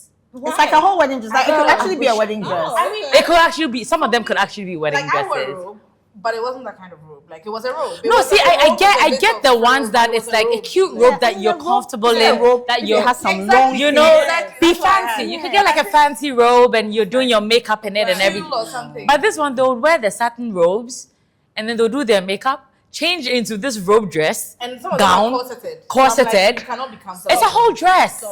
No, for real. And then after that, they wear the wedding gown. for real. And so you literally have that portion of taking photos in this robe dress. See, I say robe dress because it's not a robe. Right. But I feel like so many brides will miss out on the whole wedding experience. Yeah, exactly. Changing so many clothes. And it's very stressful, you know, because the time you know between Africans your do. makeup, if they don't manage their time properly, Yeah. the time between the makeup and when you have to leave for the ceremony it can be very stressful. Yeah. Right. You're wearing that corseted attire during that. If you are not managed properly, you're already stressed at the beginning of your day, and it will carry throughout. What are they using it for? I mean, even me, I don't have I don't necessarily have a problem with the robes because some people just feel like this is what I want to do. But what I have a problem with is that now it becomes like a standard. Like it's almost like, okay, you're a bride, you're getting married, you're supposed to have a bridal room decor. You're supposed to wear this corseted robe to take pictures. Before and your then wedding people start dress. feeling pressured. Yes. Whereas maybe it was one person who this is just her thing, and now it becomes like a checklist. You have to do People these who things. feel pressure is on them. It's on them. No, because with my brides, honestly, it's honest to goodness, it's one of the things that I always tell people.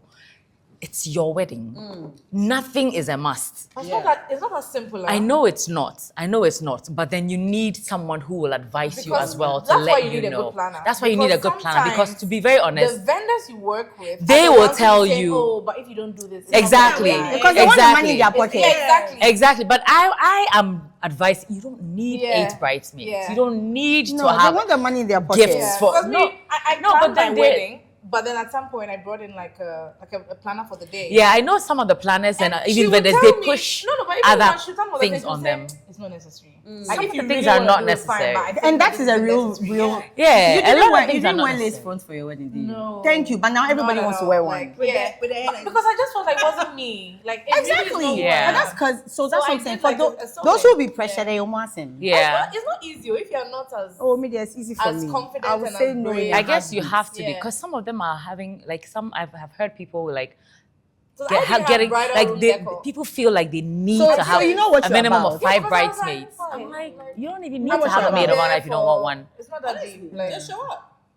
What is the bridal room decor for? So you can take pictures. yeah, Right? Yeah. and like I said, there's nothing wrong with it necessarily. There's because nothing wrong with it, but somebody it's must not have done it necessary. and they wanted You it. don't have to have But it. once the pictures start trending, people feel like it's like almost like you go and You're exchange rings, trending it's for part one of weekend, the- that's it. I hear people actually go to people that they can only trend with. Oh yeah. Yes. Yeah. Yes, some people are very intentional about the vendors. And that they brings- pick brings based on the me- number of that- following they have. That like the brings me to followers my they have. answer of the question you asked. When people, well, I have two. Number one is the strokes lace front. It's like a lace front, but they have it like they have strokes. Like Yeah. it looks like It's like baby hair. or- it's not It's baby not. hair. It's just- like it's like a can see- stroke, almost yeah. like they use like a mascara. Yeah, but yeah. I think what they're trying to do is baby hair. Like No, baby hair comes this way. This one it goes inside the hair, okay, so it's like and it's it's stroked. almost like a pullback, like you. Yeah, yeah. kind They of call it pull Lagos that. hairline, but it's like an Ah, exaggerated. yeah, I've seen the Lagos Yeah, hairline. Like an Yeah, I've seen exaggerated that. Lagos hairline. Yeah. The Lagos hairline is decent, Okay, and it's a thing. but there's an exaggerated one that has like strokes. Yeah, I've seen That that. one, I'm like, you guys, nobody's hairline looks. It's not realistic.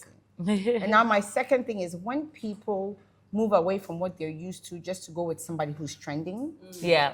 I you don't don't look like understand it. yourself. I don't Yeah, understand I it. feel like a lot of brides do lose themselves when they're planning their wedding because Right. they're trying to please other people they want to rather than trend. and they want to trend. People Yeah. actually go to people like, I did a photo shoot with a wedding, a fashion designer who said she got a bride who came to her and said to her, I like your work, but you don't trend. Uh-oh. Like your pictures Me don't and my trend. 30,000 followers, if you don't come.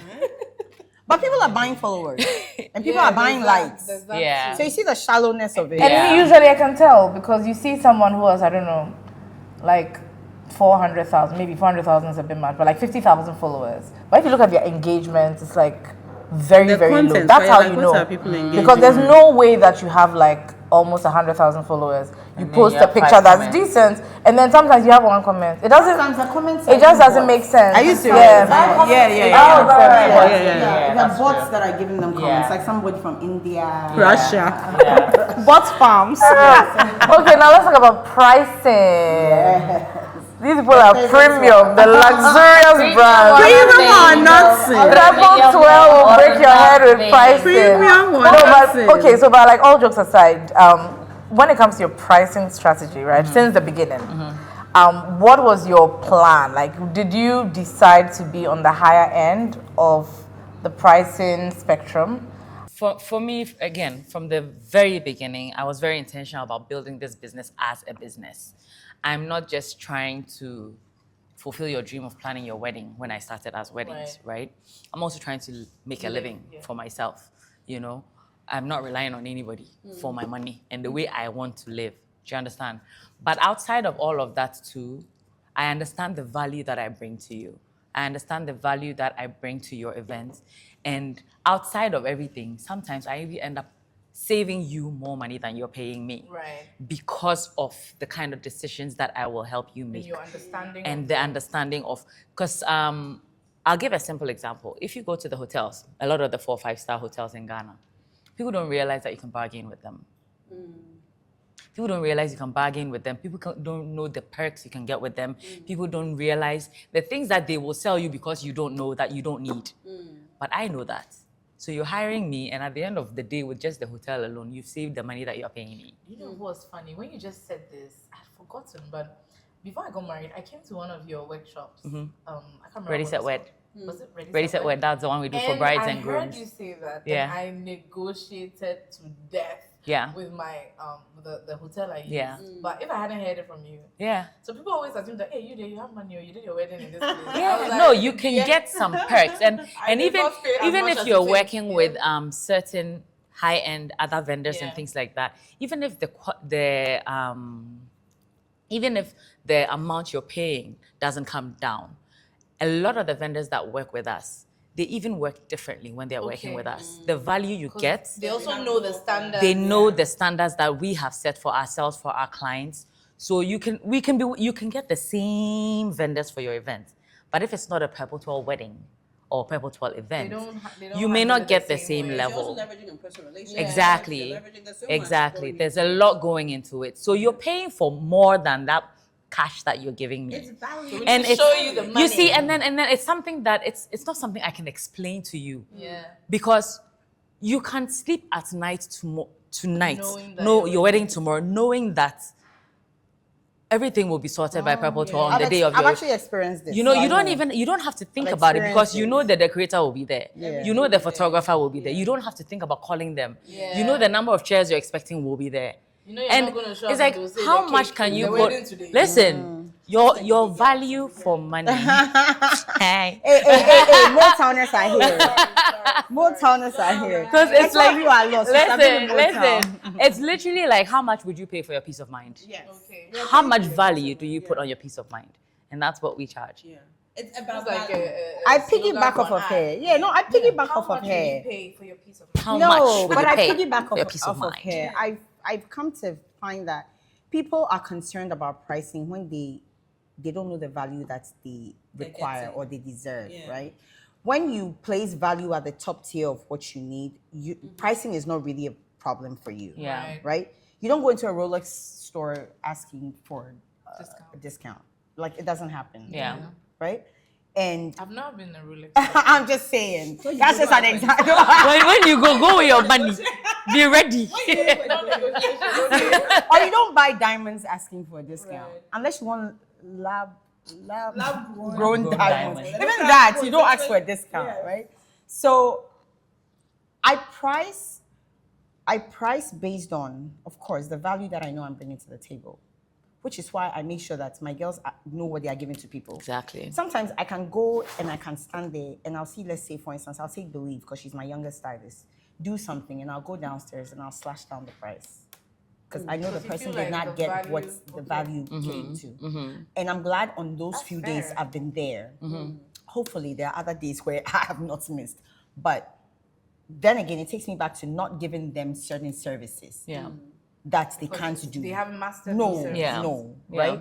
So I know that I am, generally, I think I'm a fair person. I'm not a rich person.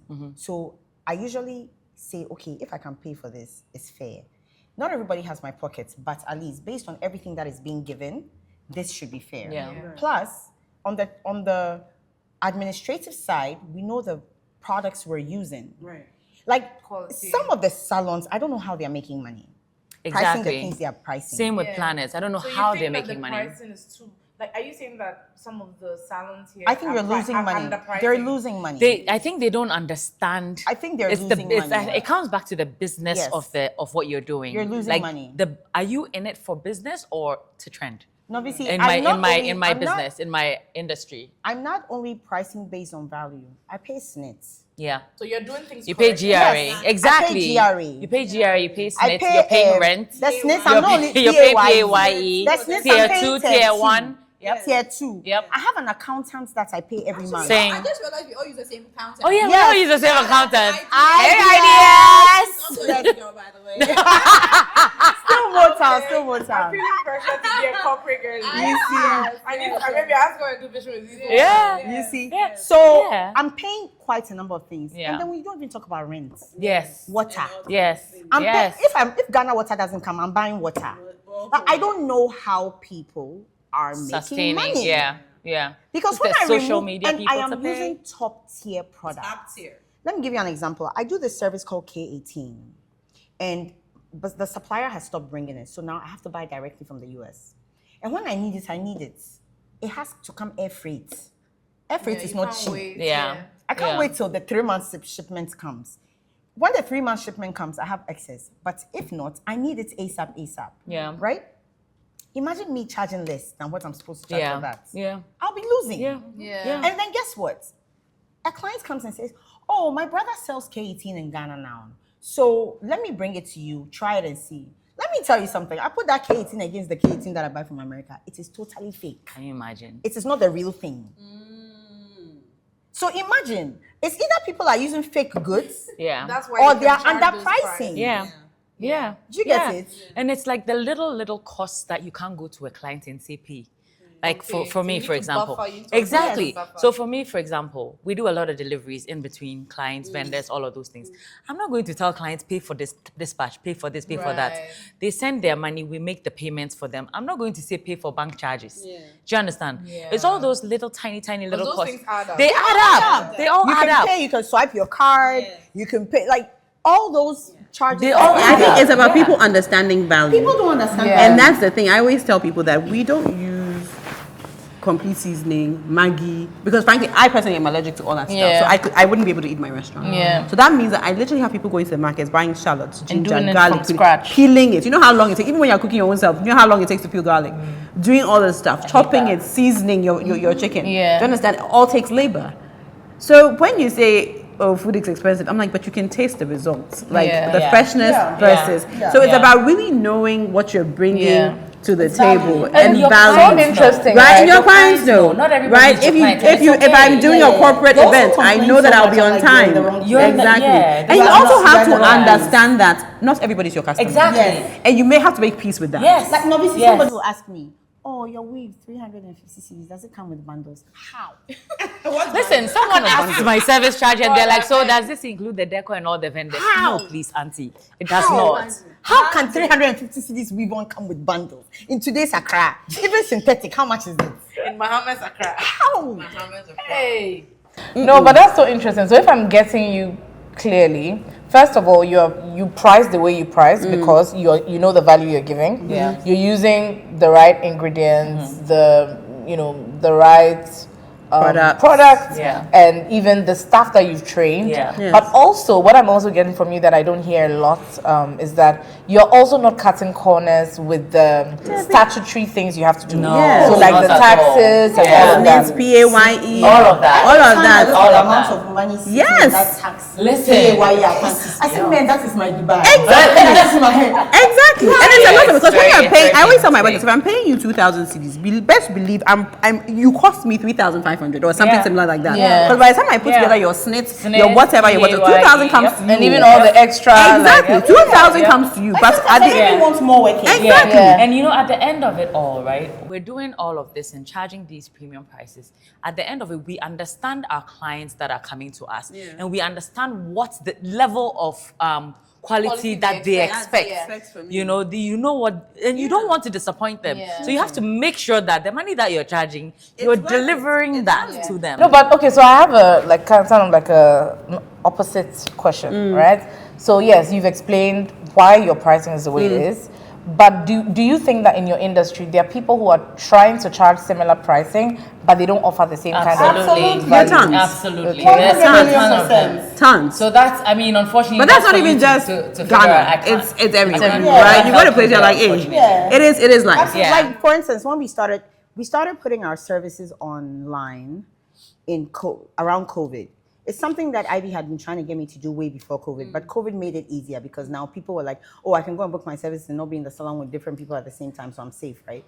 And I've realized that a lot of salons have also started using the same app and putting their services online. So now you can look at other people's services and price, right? So you are able to see that, oh, there's a lot of like comparison in pricing. But you look at the services being rendered by some of these other And it's salons, completely different. It's not the same. And I would say as well, I also do feel like because of the way I price my services, a lot of planners and a lot of people in the industry have been able to, they won't match my price, but then now they are confident enough to say that, then let me go, but it's definitely higher than they would normally because of how I price mine. And unfortunately, like I said, you have to do your research if you're hiring these people to be sure that you're getting value for money. How profitable is the business? I mean, for me, it is profitable. At the end of the day, Are you they say cashing out? Cheap thing no good, good thing no cheap. You have to remember that. At the end of Okay, the that's day. that's So the you guys are cashing out. And You're we're still good. making our living because we're in business to make money. 16 This is not a charity. Like we're here to I have to live. pay my workers every month. Yes. Yeah. You're just And pay rent every month. It's To maintain your lifestyle. My lifestyle, I have a little help from my American credit card. Because if I have to focus on beauty technicians' money, they'll be broke. I cannot travel the world with all my beauty technicians' money, but we're good. able to survive. For me, once I Survive, can pay yeah. my workers, that makes me happy. Yeah. I'm very happy I'm able to pay my workers. But again, I'm very passionate about the fact that not everybody is your customer.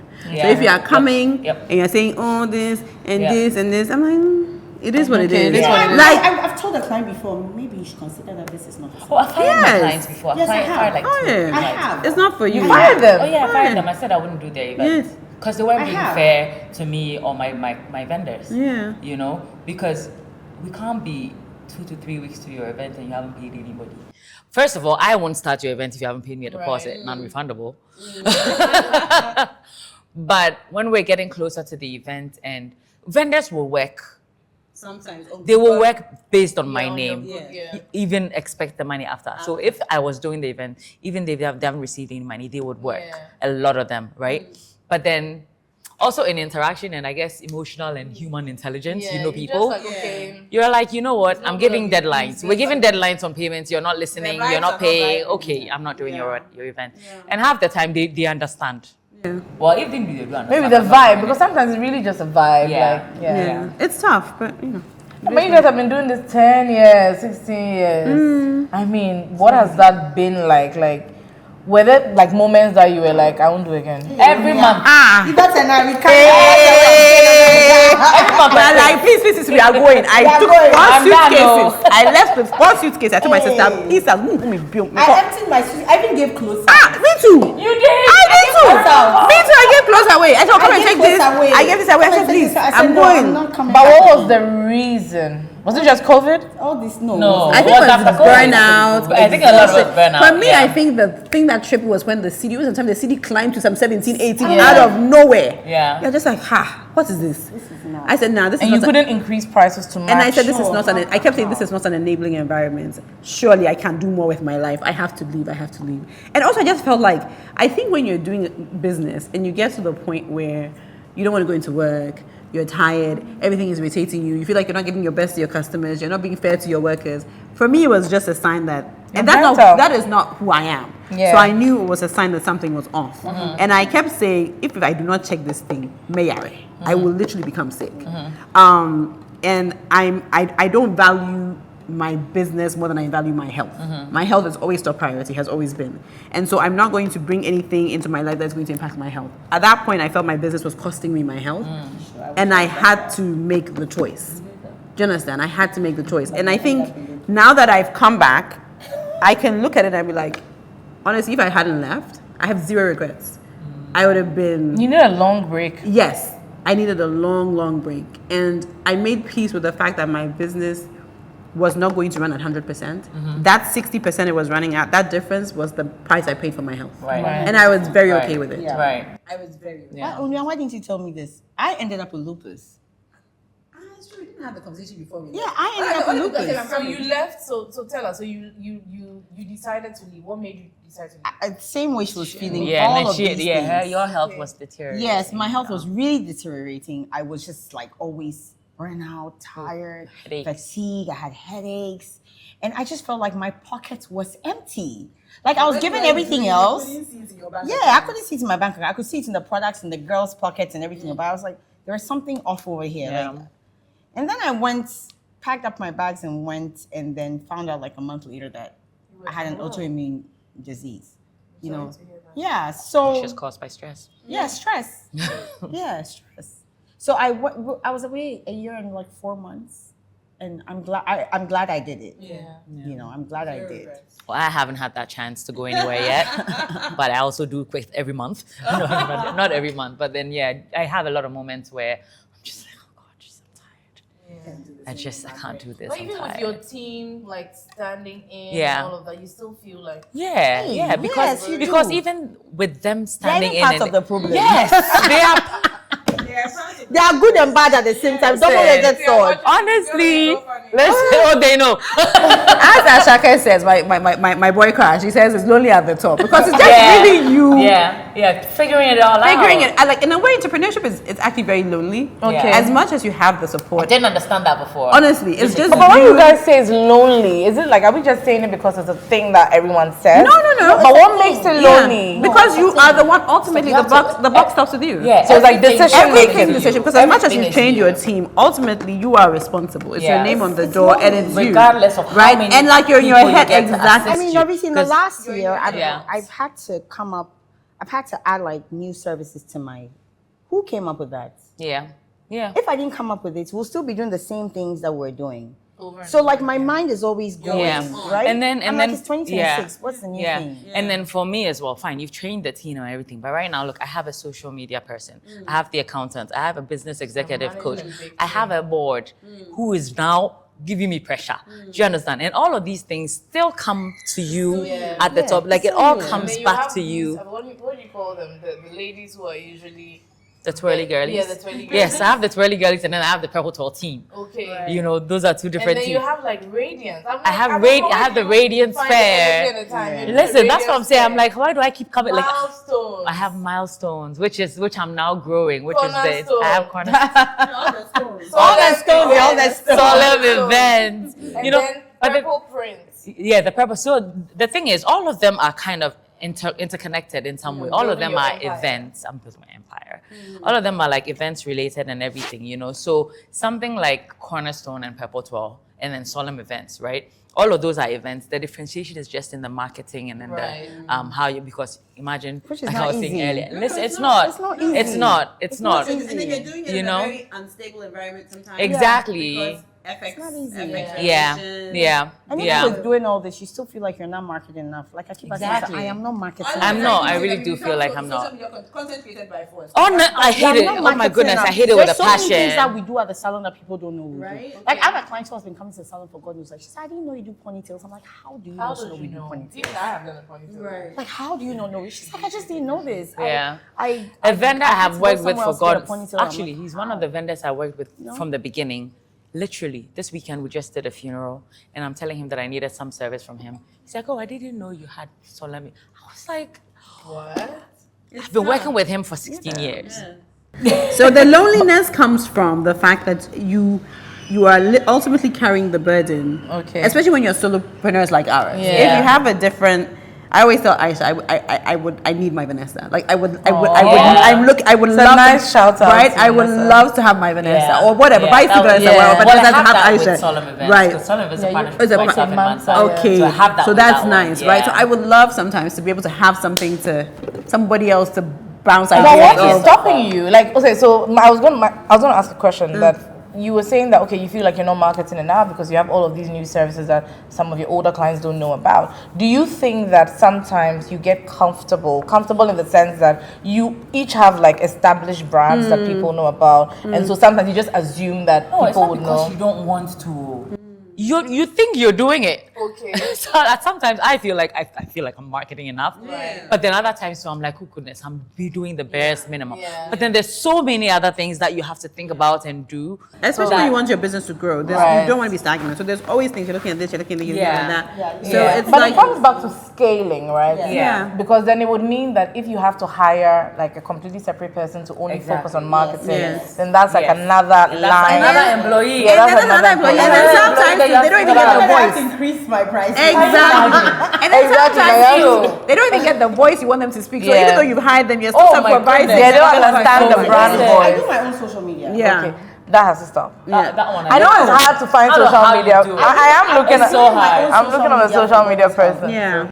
I have tried a social media person. I've gone through like It just 4. didn't happen. I've landed at one. I do my own It's so social hard. media. It's not Difficult, easy. but I do my own social media. But imagine, I'm not only doing social media, I train every girl in the salon. Yeah. Like I have to teach them how to do the hair. Yeah. So then I have to do that, and then I have to do social media, Yeah. and I have to man So the it's like front. you're spreading yourself. You know, You're so everything. it's easy to not market enough. Yeah. Because by the time it's time for me to do social media, I'm like, You're tired. Yeah. hey, and then I'm looking for a boyfriend. We'll be looking for you. Okay, I'm a boy. Tell us your criteria. No, so you said that you wish you had a Vanessa, right? We are using Vanessa as a, you know. Hey, boo. Like you wish you had a Vanessa, but what stops you from trying to get or trying to find a Vanessa, think- someone you can partner with to scale and to establish all of these operational? I don't know. As much as I say, I think it has the things have to align. Okay. Because it's not just looking for a partner who's going to bring in. I found partners who just want to bring in cash Yeah, or whatever. that's I don't it. need Yeah, that. you don't need the You understand? I need Energies somebody. have to align. Energies have to align. There's a Yeah. lot going. need to into- understand the They need to understand vision. the vision. They need to Yeah. understand you. You need to get Yeah. along. Communication. So It's like starting a new relationship. Yeah, it's a proper relationship. just like Yeah. Yeah. I can't put my finger on it, but something. Yeah, yeah. So maybe Yeah. at some point, like, at the end of the day, you guys have built like really good brands. And what is the plan? Like, what's the plan for 5, 10, 50 years, right? Is it I don't put that kind of pressure on 50 years myself. I'll be retired. Yeah, like sure. who knows what will happen? Like I don't put that pressure on myself. I'm very okay with Cafe Kwai ending with me. Okay. In fact, if I see in 5, 10 years time, God will, I'm tired. I'm very okay saying peace out. Okay, peace out as in closing down or selling So or... if there's an option to sell and make money out of what I've created, hallelujah. Okay. If there's not also, I'm very okay having a badass party. We drink champagne. invite me. We pour it out. At Hotelville. Peace out. I'm also very You know, okay, literally. I could- I'm very okay with it. yeah, I'm I not could putting, be because you tired. have to remember the environment we live in. There's a reason I think that we don't have multi-generational businesses. I am not going to make it my task to investigate that. I am just going to accept what it is that I came Yeah. to Yeah. find. Yeah. And it might be given up, it might be defeatist. I'm very okay with that. Yeah. But I'm not going to put that pressure on myself when I have day-to-day struggles to try and Yeah. say, what am I going to leave in 5, 10 years? Frankly, I think a lot of it is ego. Yeah. We think we matter more than we do. Frankly, because truly, when you're gone, your family and those who love you will care. But frankly, at the end of the day, who's going to remember? Yeah. As always said, Kwame Nkrumah who founded Ghana Krampo. Motorway. How do we remember him? And how do we keep his legacy? Do you get? So it's a lovely idea to say, well, I would want Cafe Kwai to survive me. I actually don't. You don't care? I'm okay. Yeah. If my niece, fantastic ones coming around, Cafe Kwai, more power to you. Yeah. If there's nobody else who wants to run in my family, That's okay. You're happy to sell I or am just very shut it good. My down? legacy for me, as Oprah says, is the is the lives I touch, and that my workers will probably remember me, or my family and my loved ones know how I made them feel. My legacy doesn't really have anything to do with my business. It's who I am as Yvette, and like the lives I touch and the joy I try to spread and bring. So you don't look at it as, okay, this is something that can make money for, generations to come, like, my make their own money. cousins, not cousins, like nieces or If it nephews. can, Okay. more power If to it them. can, it's great, If you but feel if like, it if my doesn't, niece well. comes to me 10 years down the line, she's 8 now, 10 years down the line, Auntie Yvette, I feel like I could do something cafe cry. I'm like, oh, run away with this. Baby girl, do your thing. Do you get? But if she also comes to me and says, I want nothing to do with this, or like I'm looking left, right, and says one of my workers, no. You're not going to be worrying about, let me find a successor. When I think about maybe somebody that worked for me has opened her own business and is doing so well because they worked for me and they were trained under me, that's the legacy. Yeah. Same. Yeah. Same for me. That would When be my legacy. when somebody is I say, doing so well. at my funeral, they're reading about me. I mean, death is something that will come we to will all all of us, die. right? And then they read and they say that there's like a group of women. There's a group of women who say they want to read and say something about me, and they say every single one of us here are in our lives where we are because Miss Olive trained us. Right. We're able to take care of our husbands or our children. We're supposed to take care of families. I've built a house. I've taken care of my mother. I've done all because Miss Olive trained me and gave me the tools I need. Yeah. That's it. That would be a I've good done legacy well. to have. Not because I've done well. Perpetual is still a business 50, 60, No, 100 years. I've done well. That's not If beauty very important technicians is to a me. business and is still hiring people and they're That's still doing great. well, that's great. But if it doesn't, if it's okay. People its lives are not being impacted where it makes like a difference. Then It's okay. I'm not going to hold on to it just because I want I think maybe my question was too futuristic. So maybe let me come, because I was Closer. thinking like legacy, like 100 years, 50 Yeah, years. yeah. I think I've gone too far, right? Because I think that you put a hotel. You want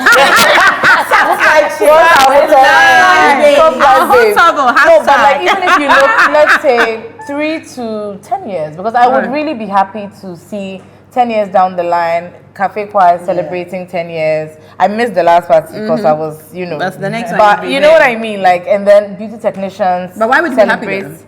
No, but why not? Because it's nice to see that businesses Business that have you love survived have that long. survived, Okay. and they still have the quality. Okay. They're still doing Yes. like some amazing stuff. But Or if you even see me also Purple somewhere on some island having fun, can do both. chilling, say, hey, this girl, she used to own a business in Ghana, now she's chilling abroad. Won't you be happy too? I will be happy. But my point is that for the next 5 to 10 years, let's say 5 Okay, to 10 so years, immediate. what's the vision? Yes, like, what are you immediate. working on? I want to open a school. Okay. Like I've said over again, train. So I want to be able to train more girls to do good hair. Right. Only because I've seen the girls in my salon do hair the way they do. And I'm like, well, more people can benefit from this. Right. And do hair the way they do. Because I know if you come and sit in Patience's chair, you're happy with the way she does her hair. And hair is a big part of women's lives. Yeah. So if their stylist, they feel confident in their stylist, and it's not just some wayside girl who is just doing trial and error. I want to raise more hairdressers like that. Right. So Yeah. in the next 3, 5, 10 years, Yeah. I hope I'll be able to come up with something like that Yeah. where I can churn out good hairdressers. Yeah, I would piggyback back off of that. So it's pretty much the same thing Yes. in terms of training and just, like, especially in the industry in Ghana, training more professional planners, training more, even going beyond planners and the events industry as a whole, everyone who is involved in the events ecosystem, and just making them or helping them understand having a good business, making good money, providing good service and products to people, and just doing it very intentionally. So that would definitely be my long term. So it's a lot of speaking engagements, a lot of trainings and speakings and things like that, rather than the day-to-day running of the events, which my team does pretty well now. Right. You know, Like so your hands off and you're exactly. I think it would be the same for me. Like I've talked to Olive about this. I said, as much as Ghana focuses on Dirty December and people coming back, the one occurring feedback. He says, "Oh, I went like restaurant. The service is not that great." You know, even I think recently President Mahama had a clip about service in restaurants or something. Oh, really? Yeah, it was. That he actually- wasn't happy, or something about customer service needs to be worked on in Ghana restaurants. Oh, generally. interesting. But for me, I feel like when you go on Kwai or Google Kwai, one of the top things that keep coming up is service and how great our customer service is. Yeah. So I've always said I feel like at this point I could train people on how to really great service. Sure. Yeah. Right? Like In hospitality. Yeah. like enjoyable hospitality. And I always say when I tell people this, I said I don't hire for skill. Because I mean skill is you're coming to be a waitress or I hire for attitude and your energy. Moldability. Exactly. And I feel like that's what's missing in hospitality here, a teachable spirit. So I would love for me, and really that's a focus for me next, like even signing up with some of these polytechnics that teach catering and stuff, and like just sharing the knowledge, talking to people, because at the end of the day, if tourism brings a lot of money to Ghana. Hospitality, I mean, there are restaurants everywhere you go, you must eat. But if you go and the service is not great, you're not going to come back. And so it's about maybe training people so that not everybody can be a lawyer, a doctor, whatever. But if you actually focus on hospitality and do a great job, you can actually make a lot of money from it. Yeah, so I really, in fact, I realized that my first question was the wrong question. You know why? Because I think I was kind of comparing to countries where they've already kind of gotten the service on lock. So they can afford to start thinking, what's my legacy? 100 years, 200 years. Exactly. Whereas We're still in the infant phase. at the point where people are charging ridiculous amounts and then and the service is also not great. So for us, it's about training, partnering with tourism to make sure that people are being trained the right way, sharing the knowledge, just making it a more joyful. So because even like when I see some of the folks I've trained and they're doing their own businesses, and I get good reviews from I see good reviews from them. I'm like, it makes me happy, you know. And it's like one of those things where the way I do it as well, it doesn't end with the training. Like especially when I see that you're putting in effort, I'm like with you all the way. So they come back to me. I refer them. They come back to me at any time. They have questions. I can have people I've trained me like 5, 6, 7 years ago will call and need some advice on something. So I'm there for them to help them with whatever they need. And that's I love it. I love it when they come back to me and when I see them doing as well as they're doing. And I just hope that they can all pick up and come and learn properly. You know, it would And that's kind of what you're doing with the Purple Prince. the Purple Exactly, Prince, yeah. right. So with the Purple Prince where we're online and you can just go online and there are recorded sessions, download them and then you learn from them. Yeah. That's very, very insightful. I've learned a few new things. So yeah, just wrapping up. I always say this and then I talk some, but this time, like I'm really just wrapping up, right? So, I mean, we've spoken about so many things. I was trying to catch up and summarize, but I'm sure that the people who are watching are very smart and they can take their own notes. Get the nuggets. Right? Yeah. So I want you to finish the sentence, right? So the one thing I did not expect when I started this business was, and then you finish it. The one thing I did not expect when I started this business was to have as many talented girls as I have today. Work with you. Yes. Nice. The one thing. Miss Yvette? I would say the one thing that I didn't expect when I started this business was, and even saying it out loud is a little difficult, but the popularity that comes with it. I'm not. You become a celebrity. I see. You become I don't. the Abakuma Ellis. It's not. I'm not used to it. I didn't expect it. I don't like it, but it's there, and I have to accept it. You know what I mean? So yeah, that's Popular friend. something. the Abakuma Ellis. It's cringe for you. Very, very. I just But it want. comes with- I just it want comes to with work. good work. See, but I did not think But that. that's what makes you genuine, because it's like you didn't start because you're like, hey, I'm going to launch this business because I need to be popular. I need, you know, that you weren't thinking about it that way. at all. But it just comes with doing good work. Yeah, doing I your just work. want to make my money. And think about yourself. What about you? So the one thing I wasn't expecting, I think, is the amount of joy you can bring to people through food. Like I will meet people randomly. One day I was in London Westfield. It's like, excuse me, I feel like I know you. I was like, oh, really? It's like Cafe Quiet. I was like, oh, yeah. It's like, man, I've been dreaming about your full milkshake. And I was like, what? But it makes me so happy, right? That you actually think of something and you do it and it brings people, because food is such a joyful thing, right? And so to think that you can actually create something and people will actually think that, hey, I'm sitting and thinking about your Alagbe French toast. Man, that French, as soon as I landed, I didn't even go home. I came to, you know, for me, I get so happy. So I really did not expect that amount of joyfulness that will come from this little idea that I had. And, you know, That's amazing. Yeah. That's really, really amazing. It's beautiful to know that you thought something and you made it happen. from your mind. Yeah. And you created it. Yeah. And as we turned 10 years, that's what I kept. I was like, wow, I actually made this happen. Yeah. I'm like, wow. You did Like, that I've been able to convince people to come and get their hair done. for 10 years. For 10 years. For 10 years. I didn't know I had that. I didn't know I had that capability. Girls in together. Listen, now they're Listen. No, but then I think for me, another thing I'm getting, and I got that at the beginning, I got that in the middle of this conversation, I'm still getting that, is that sometimes you just have to do the thing. Like, Just do it. Just think Like of it and Nike do says, it. just Like, do it. Don't overthink it. Don't It cliche.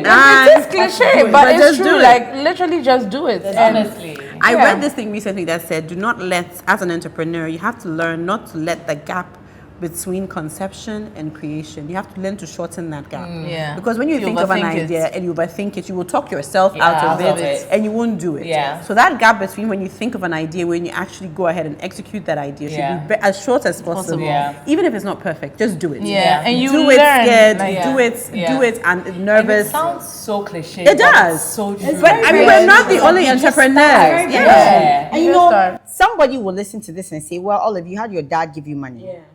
No, it's not about the money, because he could have given money and have blown it. Yeah. I could have blown it. Yeah. So wherever you get the help or however you get the help, make sure you do the thing that you say you want to do. And I think And you do it also well. learn Yes, on the job, do it because well. even me, when I think of like this reflections thing, was never a plan. Like I think we were trying to shoot a campaign for end of year. He was like, when I told him the plan, I was like, bruh, like, please, this thing is too staged. It doesn't feel authentic. It doesn't feel like the brand. Let's just bring a few women, you know, just have a conversation. And we did it. People loved it. And then we were like, last year, we were like, yeah, we'll do it again. And then we did it, and then we did it. And then there have been some challenges along the way. And then I'm here for my long vac, and I'm like, okay, let me find these ladies and see. I know, right? Every year I take a long vac home. I've been here almost 5 weeks. So I take a long vac. And then I was like, hey, I'm leaving tomorrow. Let me just have like one reflections conversation. Same for Vision with V. And in fact, I think that even though I don't, like, I'm still doing my corporate and this, one of the things I've also learned is that there are times when you think that certain aspects of your plan or your business will succeed. But when you start doing it, you realize that people don't care about this particular thing. They care about something else that you didn't even intend for. What right? you're stressing over, nobody. Exactly. So you end up learning on the job. So Yeah. I feel like the only way you learn is if you actually do And it. if you're scared of people criticizing you, there's one thing that I read and it stuck with me. You will never be criticized by people who are doing more than you're doing. Yes. So for me, I always say, if you don't have skin in the game, don't talk to me. Yeah. Like, don't stand there. You When know, it's what you said is actually really true, because I've noticed that, back to this, people who have happy marriages don't worry about why you are not married. It's true. It's the aunties who are always sad. misery loves company, they want to come and join them in the So misery. it's really true. It's true. You won't be criticized if people are doing more than you, because at the end of the day, they are busy. Do you Yeah. get? So if it's somebody criticizing you that you're worried about, don't And watch sometimes that. they even because- have knowledge like that you don't have. So if you say, "Oh, I'm gonna do this," they're not gonna say, "Oh, ha ha ha." Right. You know, they're gonna Exactly. say, "Oh, that's interesting." Exactly. Have you Yeah. have you looked at it like this? Audrey of Booker came to my salon and I was complaining. She said, Olive, take a break. It will still go on. Yeah. And that says something. How long has she been cooking? Yep. She's the OG. Yeah. And so you're right. People who are really doing more than you don't. And then they know what you're going through is actually legit. They're like, Yeah. you know, this is legit. So if it's a scared, you're scared, or people are going to criticize, that one they'll do it anyway. So Yeah. give them. You might as well give them to something. Yeah, and Do you those, understand? even if you don't do credit talk. So, Exactly. So if you had to give like one tip, like one golden tip. Let's say there's someone watching who is like, who's thinking that, oh, I don't want to be a lawyer. I mean, we don't have anything against lawyers and doctors or engineers, Or architects. but it's just like, you're thinking, well, I have this passion that I want to turn into a business, right? What advice would you give them? Someone who wants to venture out on their own and turn their passion into a business. What's the like one thing that they need to make sure they keep in mind? I will say, give out a lot of free services. Oh, Don't be scared to give out free services. in the beginning. In the beginning. In the beginning. Oh, even till today, I give out free services. Till today. Yeah, when you're doing new When stuff. I'm doing new stuff. When she's doing new stuff, So it's like still testing new. out. Yeah. Yes. What's new? I want to do I know, Yes, right? what's you? I want to do it. Yes. Don't I've be scared been a to guinea give pig. out your services for free. Yeah. Why though? It's the only way you can get practice, and it's the only way you can get feedback without feeling guilty. Because nobody's that's a good paying you one. for it. Yeah. Okay. So you're learning. It's like You testing are and learning. learning. You're learning. Yeah. But at what point is giving out free service? You would like, know. to- You would okay. know. When you see that, You would know. Yeah. You would know. You would know that I've clocked it. You know that you've clocked it. Because a lot of people who are starting out don't want to give out free service. They want to start making money quick. Immediately. Yeah. Yes. Okay. I even see it in my salon with my girls. When I'm giving out a free service, they are mad. I'm like, why are you mad at it? I just started. Yeah. I'm gonna charge an arm and a leg when I'm good at it. Yeah. So Because this is mastery the time. goes back to what you Yes. said about mastery. Mastery. Yes. So Yeah. that's So if something you I'll haven't tell. mastered it, be Just open Yeah. be to open to give out. giving out Force free people in your services. chair. Try it on them. Tell them to give you feedback. Do it over and over and over again. You yourself, you realize that it used to take me 2 hours to do it. Now I'm doing it in 1 hour, 30 minutes. Now I'm doing it in 1 hour. I'm the boss. I'll charge you for it. Yeah. Yeah.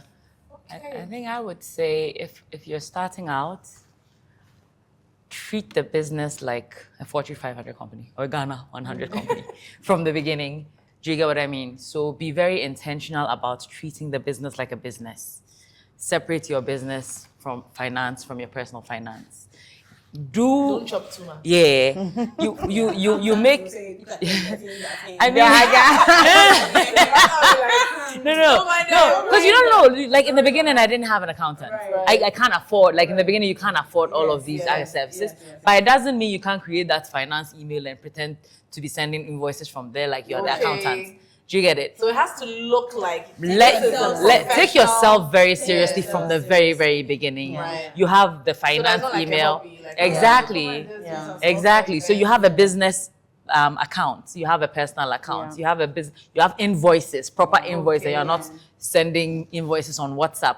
You know, you have template emails that you will send to Right. people. You have a way you will communicate with your people who are making inquiries on social media, on email, on phone. You know, just be very intentional from the beginning because then it becomes a habit. Yeah. When you grow and you start hiring And that's people. how you become a celebrity. Like But but like all jokes aside, really, because from the very beginning you approach it like this is a business. Exactly. Right? Of course. It's not a hobby. Yeah. Like it's a business. It wasn't a hobby from the beginning. Yeah, people take it seriously. When you do that from the very beginning. Because I've never from the beginning sent an email from my personal email like, nah, man. Like even if you can't get a domain. gmail.com. It drives me crazy. Listen. Listen, even if you won't do a domain, do Gmail, but make it your business name at gmail.com. Being You know what I professional mean? really makes Be a professional difference. about it. There are free invoicing platforms. If you don't have a proper invoicing Like which platform. ones? Sorry? Like which platform? Well, when I started, Wave was free. Right now, I don't know if it's still free. I think it's still free. But you can get invoicing on Excel. Excel has free invoicing. You can Canva. Canva. These days, ChatGPT can be your everything. They can be your marketing. They can be your social media. ChatGPT You can say chat. have you a can come different up with window this, for this, each Add ChatGPT. your Listen. Add your logo. You can ChatGPT do come up so with- much. Times have changed. Listen, so much you can do that will make your I don't see business why people professional. have all these excuses. There are not no to do excuses well. anymore now. don't have Considering an how excuse. we started and what's No excuse. available now, No excuse. you have no excuse. No excuse. What's yours? What's your one? Well, you know, I'm always looking at things from the accountable perspective. I would say that if you have an idea, and let's say you still have a corporate gig, right? But you have this. I always feel like sometimes when there's that voice that won't quit, that's when you know that that's something that you're supposed to do, right? And if that voice keeps coming, this idea, don't let the fear stop you. but do it sensibly, right? If you don't have, you still have a corporate job, I would say Start small. start small. Yeah. Start a side hustle. Because really, if you have a corporate job, it's 9 to 5. You have 5 a.m. to 8 a.m. before you go to work. You have 7 to 10 before you go Then to you bed. won't be tired. Those are like 6 hours that you can really use to test your model out, test your hustle out. And when you do start, remember that, as I said, the universe rewards hard work. Give it your all. Like, if you have the intentionality that I really want to make this work, I feel like God, the universe, responds to you. Yeah. They will give you what you want. So don't be afraid. Don't let fear stop you. That's number one. But also, once you do start, have good stewardship of what has been given to you, and take it seriously. Yeah. And if you take it seriously, you work hard, you give it all. Like, I feel like the chips start falling in place. Yeah. And then thirdly, have fun. We are not here for a long time. Have fun, enjoy Have a it. blast, Don't yeah. take it too seriously. Nobody's reinventing the wheel here. We are all doing things. Everything has been done Everything before. under the sun has been done nothing before. new under the sun. You are not doing What anything has that's been unique done 100 million Nothing new under the times. sun. So don't take it seriously. Just do it. If you fail, pick yourself up and try something else. And then, now they said there's multi-passionate entrepreneurs, people who are doing some of everything. Yeah. Listen, do it. Just do it. Just do it. Just do it. I'm trying to remember. So there was, don't be afraid to give freebies so that you can gain mastery. Yeah. Make sure that you approach it like a pro from the get-go. From the get-go. And then start. Don't let the fear stop you. Don't let the Do it fear afraid. stop you. And there was something else you said that I do it liked. as You a can side do a hustle. side hustle Side to hustle. test your idea. Test your system out. And then have fun. Have fun. Really. Yeah. This was a really good conversation. I don't know if It you have was. any additional comments or questions for me. I think we talked about We it. talked Yeah. about Yeah. everything. Yeah. The final thing I will say Yeah. is do not, once you start working, for seasoned entrepreneurs out there who are in year 5, year 6, year 7, that's why I usually find it gets tricky. Those middle years, they can get very tricky. But also realize that you only have one life. Your health is so important. And I do not also believe that you have to substitute your health for your career. So try and find a balance. Have a supportive group of people like my people here that we all be like, well, can you believe what happened? But have a circle of friends who can help you to just chill out. Yeah. Degas, knock off ideas. Because you will be replaced. You will be exactly, Yeah. and You will be You replaced. are everybody's replaceable. Like Even whilst you are alive, you are being exactly. If I'm not here today, people will still eat. Yeah. I will still do my hair. I will still have events. I can eat at cafe quite today, then I can eat somewhere else tomorrow. Yep. So if you don't take care of yourself, Take care of yourself because Yeah. as my mother likes to say, your health is your wealth. it really is Your health It is is your your wealth. wealth. So I can please, attest to it. yes. It's your wealth. So Yeah. please, let's But take it. I know that let's we be have taking finished us- the conversation. But I have one more question. Hey, I know No, this because thing. let me ask this question. It's very important. There's also this school of thought that you don't necessarily need to turn your passions into business. No, you don't. No, you don't. Right? You don't. Do you agree? You Yeah, agree? 100%. Yes. You don't. So you You don't don't feel have to- like everyone who has a passion that can Debbie, become a Debbie. business. No. Because you may not have the work ethic to make that passion into a You may business. not be business minded. You may not be business-minded. You may not have the So then great- how do you unless of course you know? want to outsource You may like the to cook. business You part. may Okay. like food, but you don't like people. Yes. So you can't own a restaurant. Right. You're not You a may people like to do person. hair, but you also Yeah. don't like people. Exactly. Yeah. You Right. like to do events, but you don't like people. Exactly. Imagine. So you might have the passion, frowning the which whole you can time. do for your friends and family, but to turn it into when an you- actual business, You need to Where have you have certain. to be Yeah. accountable to people. Yeah. where you And now have the bills. pressure is coming and you cannot handle pressure. Yes, Yeah. you just can't. It's not everybody who's cut So out to how be an do they entrepreneur. know? Like if someone is watching and they are kind of on the fence about, oh, I really have this passion that I want to turn. I think that's how do where- they know that? I think that's where Just stay events in one your- comes where they test Test your Okay. model out. test the And model yeah. out. Yeah. Yeah. There's nothing wrong with working for somebody. Absolutely not. That is someone what- you admire, someone who There is- already has it, listen, someone who there you're- is somebody who is doing it very well. Yeah. Say for instance, beauty technicians, right? And you know that your skill will fit in beauty technicians. There's nothing wrong with working for me. Absolutely. Absolutely Everybody not. feels like they have to own their Everyone own. has, yeah, because there's this thing where they say that if you don't build your business, you would what, cry? You No, would it's spend work your for somebody, time working for somebody building else. And it's someone okay. else's. Yes, there is Yeah. nothing There's wrong. nothing wrong with Yeah, that. I worked with a girl called Gina. Gina came to this. She's been, at the time that I was working with her 10 years ago, she was 40. So she's what, 50 now. She's still working in a salon for somebody. She says that I don't ever want to own my business. I don't ever have to worry about buying product. I don't want to worry about overhead. She is Yeah. very happy. She drives a And it's beautiful okay. car. She wears her high heel Louboutins to work every single day. She's never had a kid in her life. She doesn't have a husband. All she does is come to work, go to happy hour, and go and sleep. That is what she wants her life to be. And she makes so much money. Right. That's all she wants So to do. She just color, essentially, yeah, and you all she know- does is color hair. She just foils hair from morning to evening. She has a health and dental plan, and she's fine. So she has a health and dental. Just because you're passionate doesn't Yeah, mean you that- don't mean always it. have to be Yeah. a business person. No, You you can, but you don't. You always can have lend your essentially- passion to somebody else's business. Essentially, if you decide that you are going to turn your passion into business, you need to understand that it's going to come with hard work. Only Yeah. passion is not going to. And Yeah. that Take hard work you might the- even want to make you lose your passion in the end. Yes. Because Yeah. you'll be so irritated. If you're You'll be not ready for that hard exactly. work, Because you'll be like, you I do lose not want to interest. see a damn salad again my entire life. I mean, I don't want to see a client again. Like Yeah. you have to deal with clients not being happy. Yeah. Happy, and you have to deal with Yeah. you have to deal with a bad Google review. Yep. Like Yep. you see the review and Yep. like, hey, me, Yep. you- Yep. Yep. I won't do it again. Exactly. And Yep. you have to have that fortitude. Because Yeah. if you don't, then Yeah. sorry, it's not going to So work. yeah, It so- won't all be rosy. Yeah. Debbie, It will be Debbie. So maybe hard. becoming an entrepreneur is not necessarily for everyone. At but all. it's not. If And you that's what- choose to do it, Of course, just it's not for keep all everybody. of these No, no, things no, in no. mind. Yes, Yeah. exactly. Yeah. Keep it in mind. Anyway, it was lovely talking to you, big sister. Oh, Hopefully, I find you one day again if I can align your calendars. But Yes. this was really fun. it and was. Thank you for taking. us. Thank you for having sacrificing us. your time. Thank you. Thank you for considering. Bye. Say bye bye to everyone. Bye. Hey, Yakaso. Yakasa. Thank you. This was so good. Cry,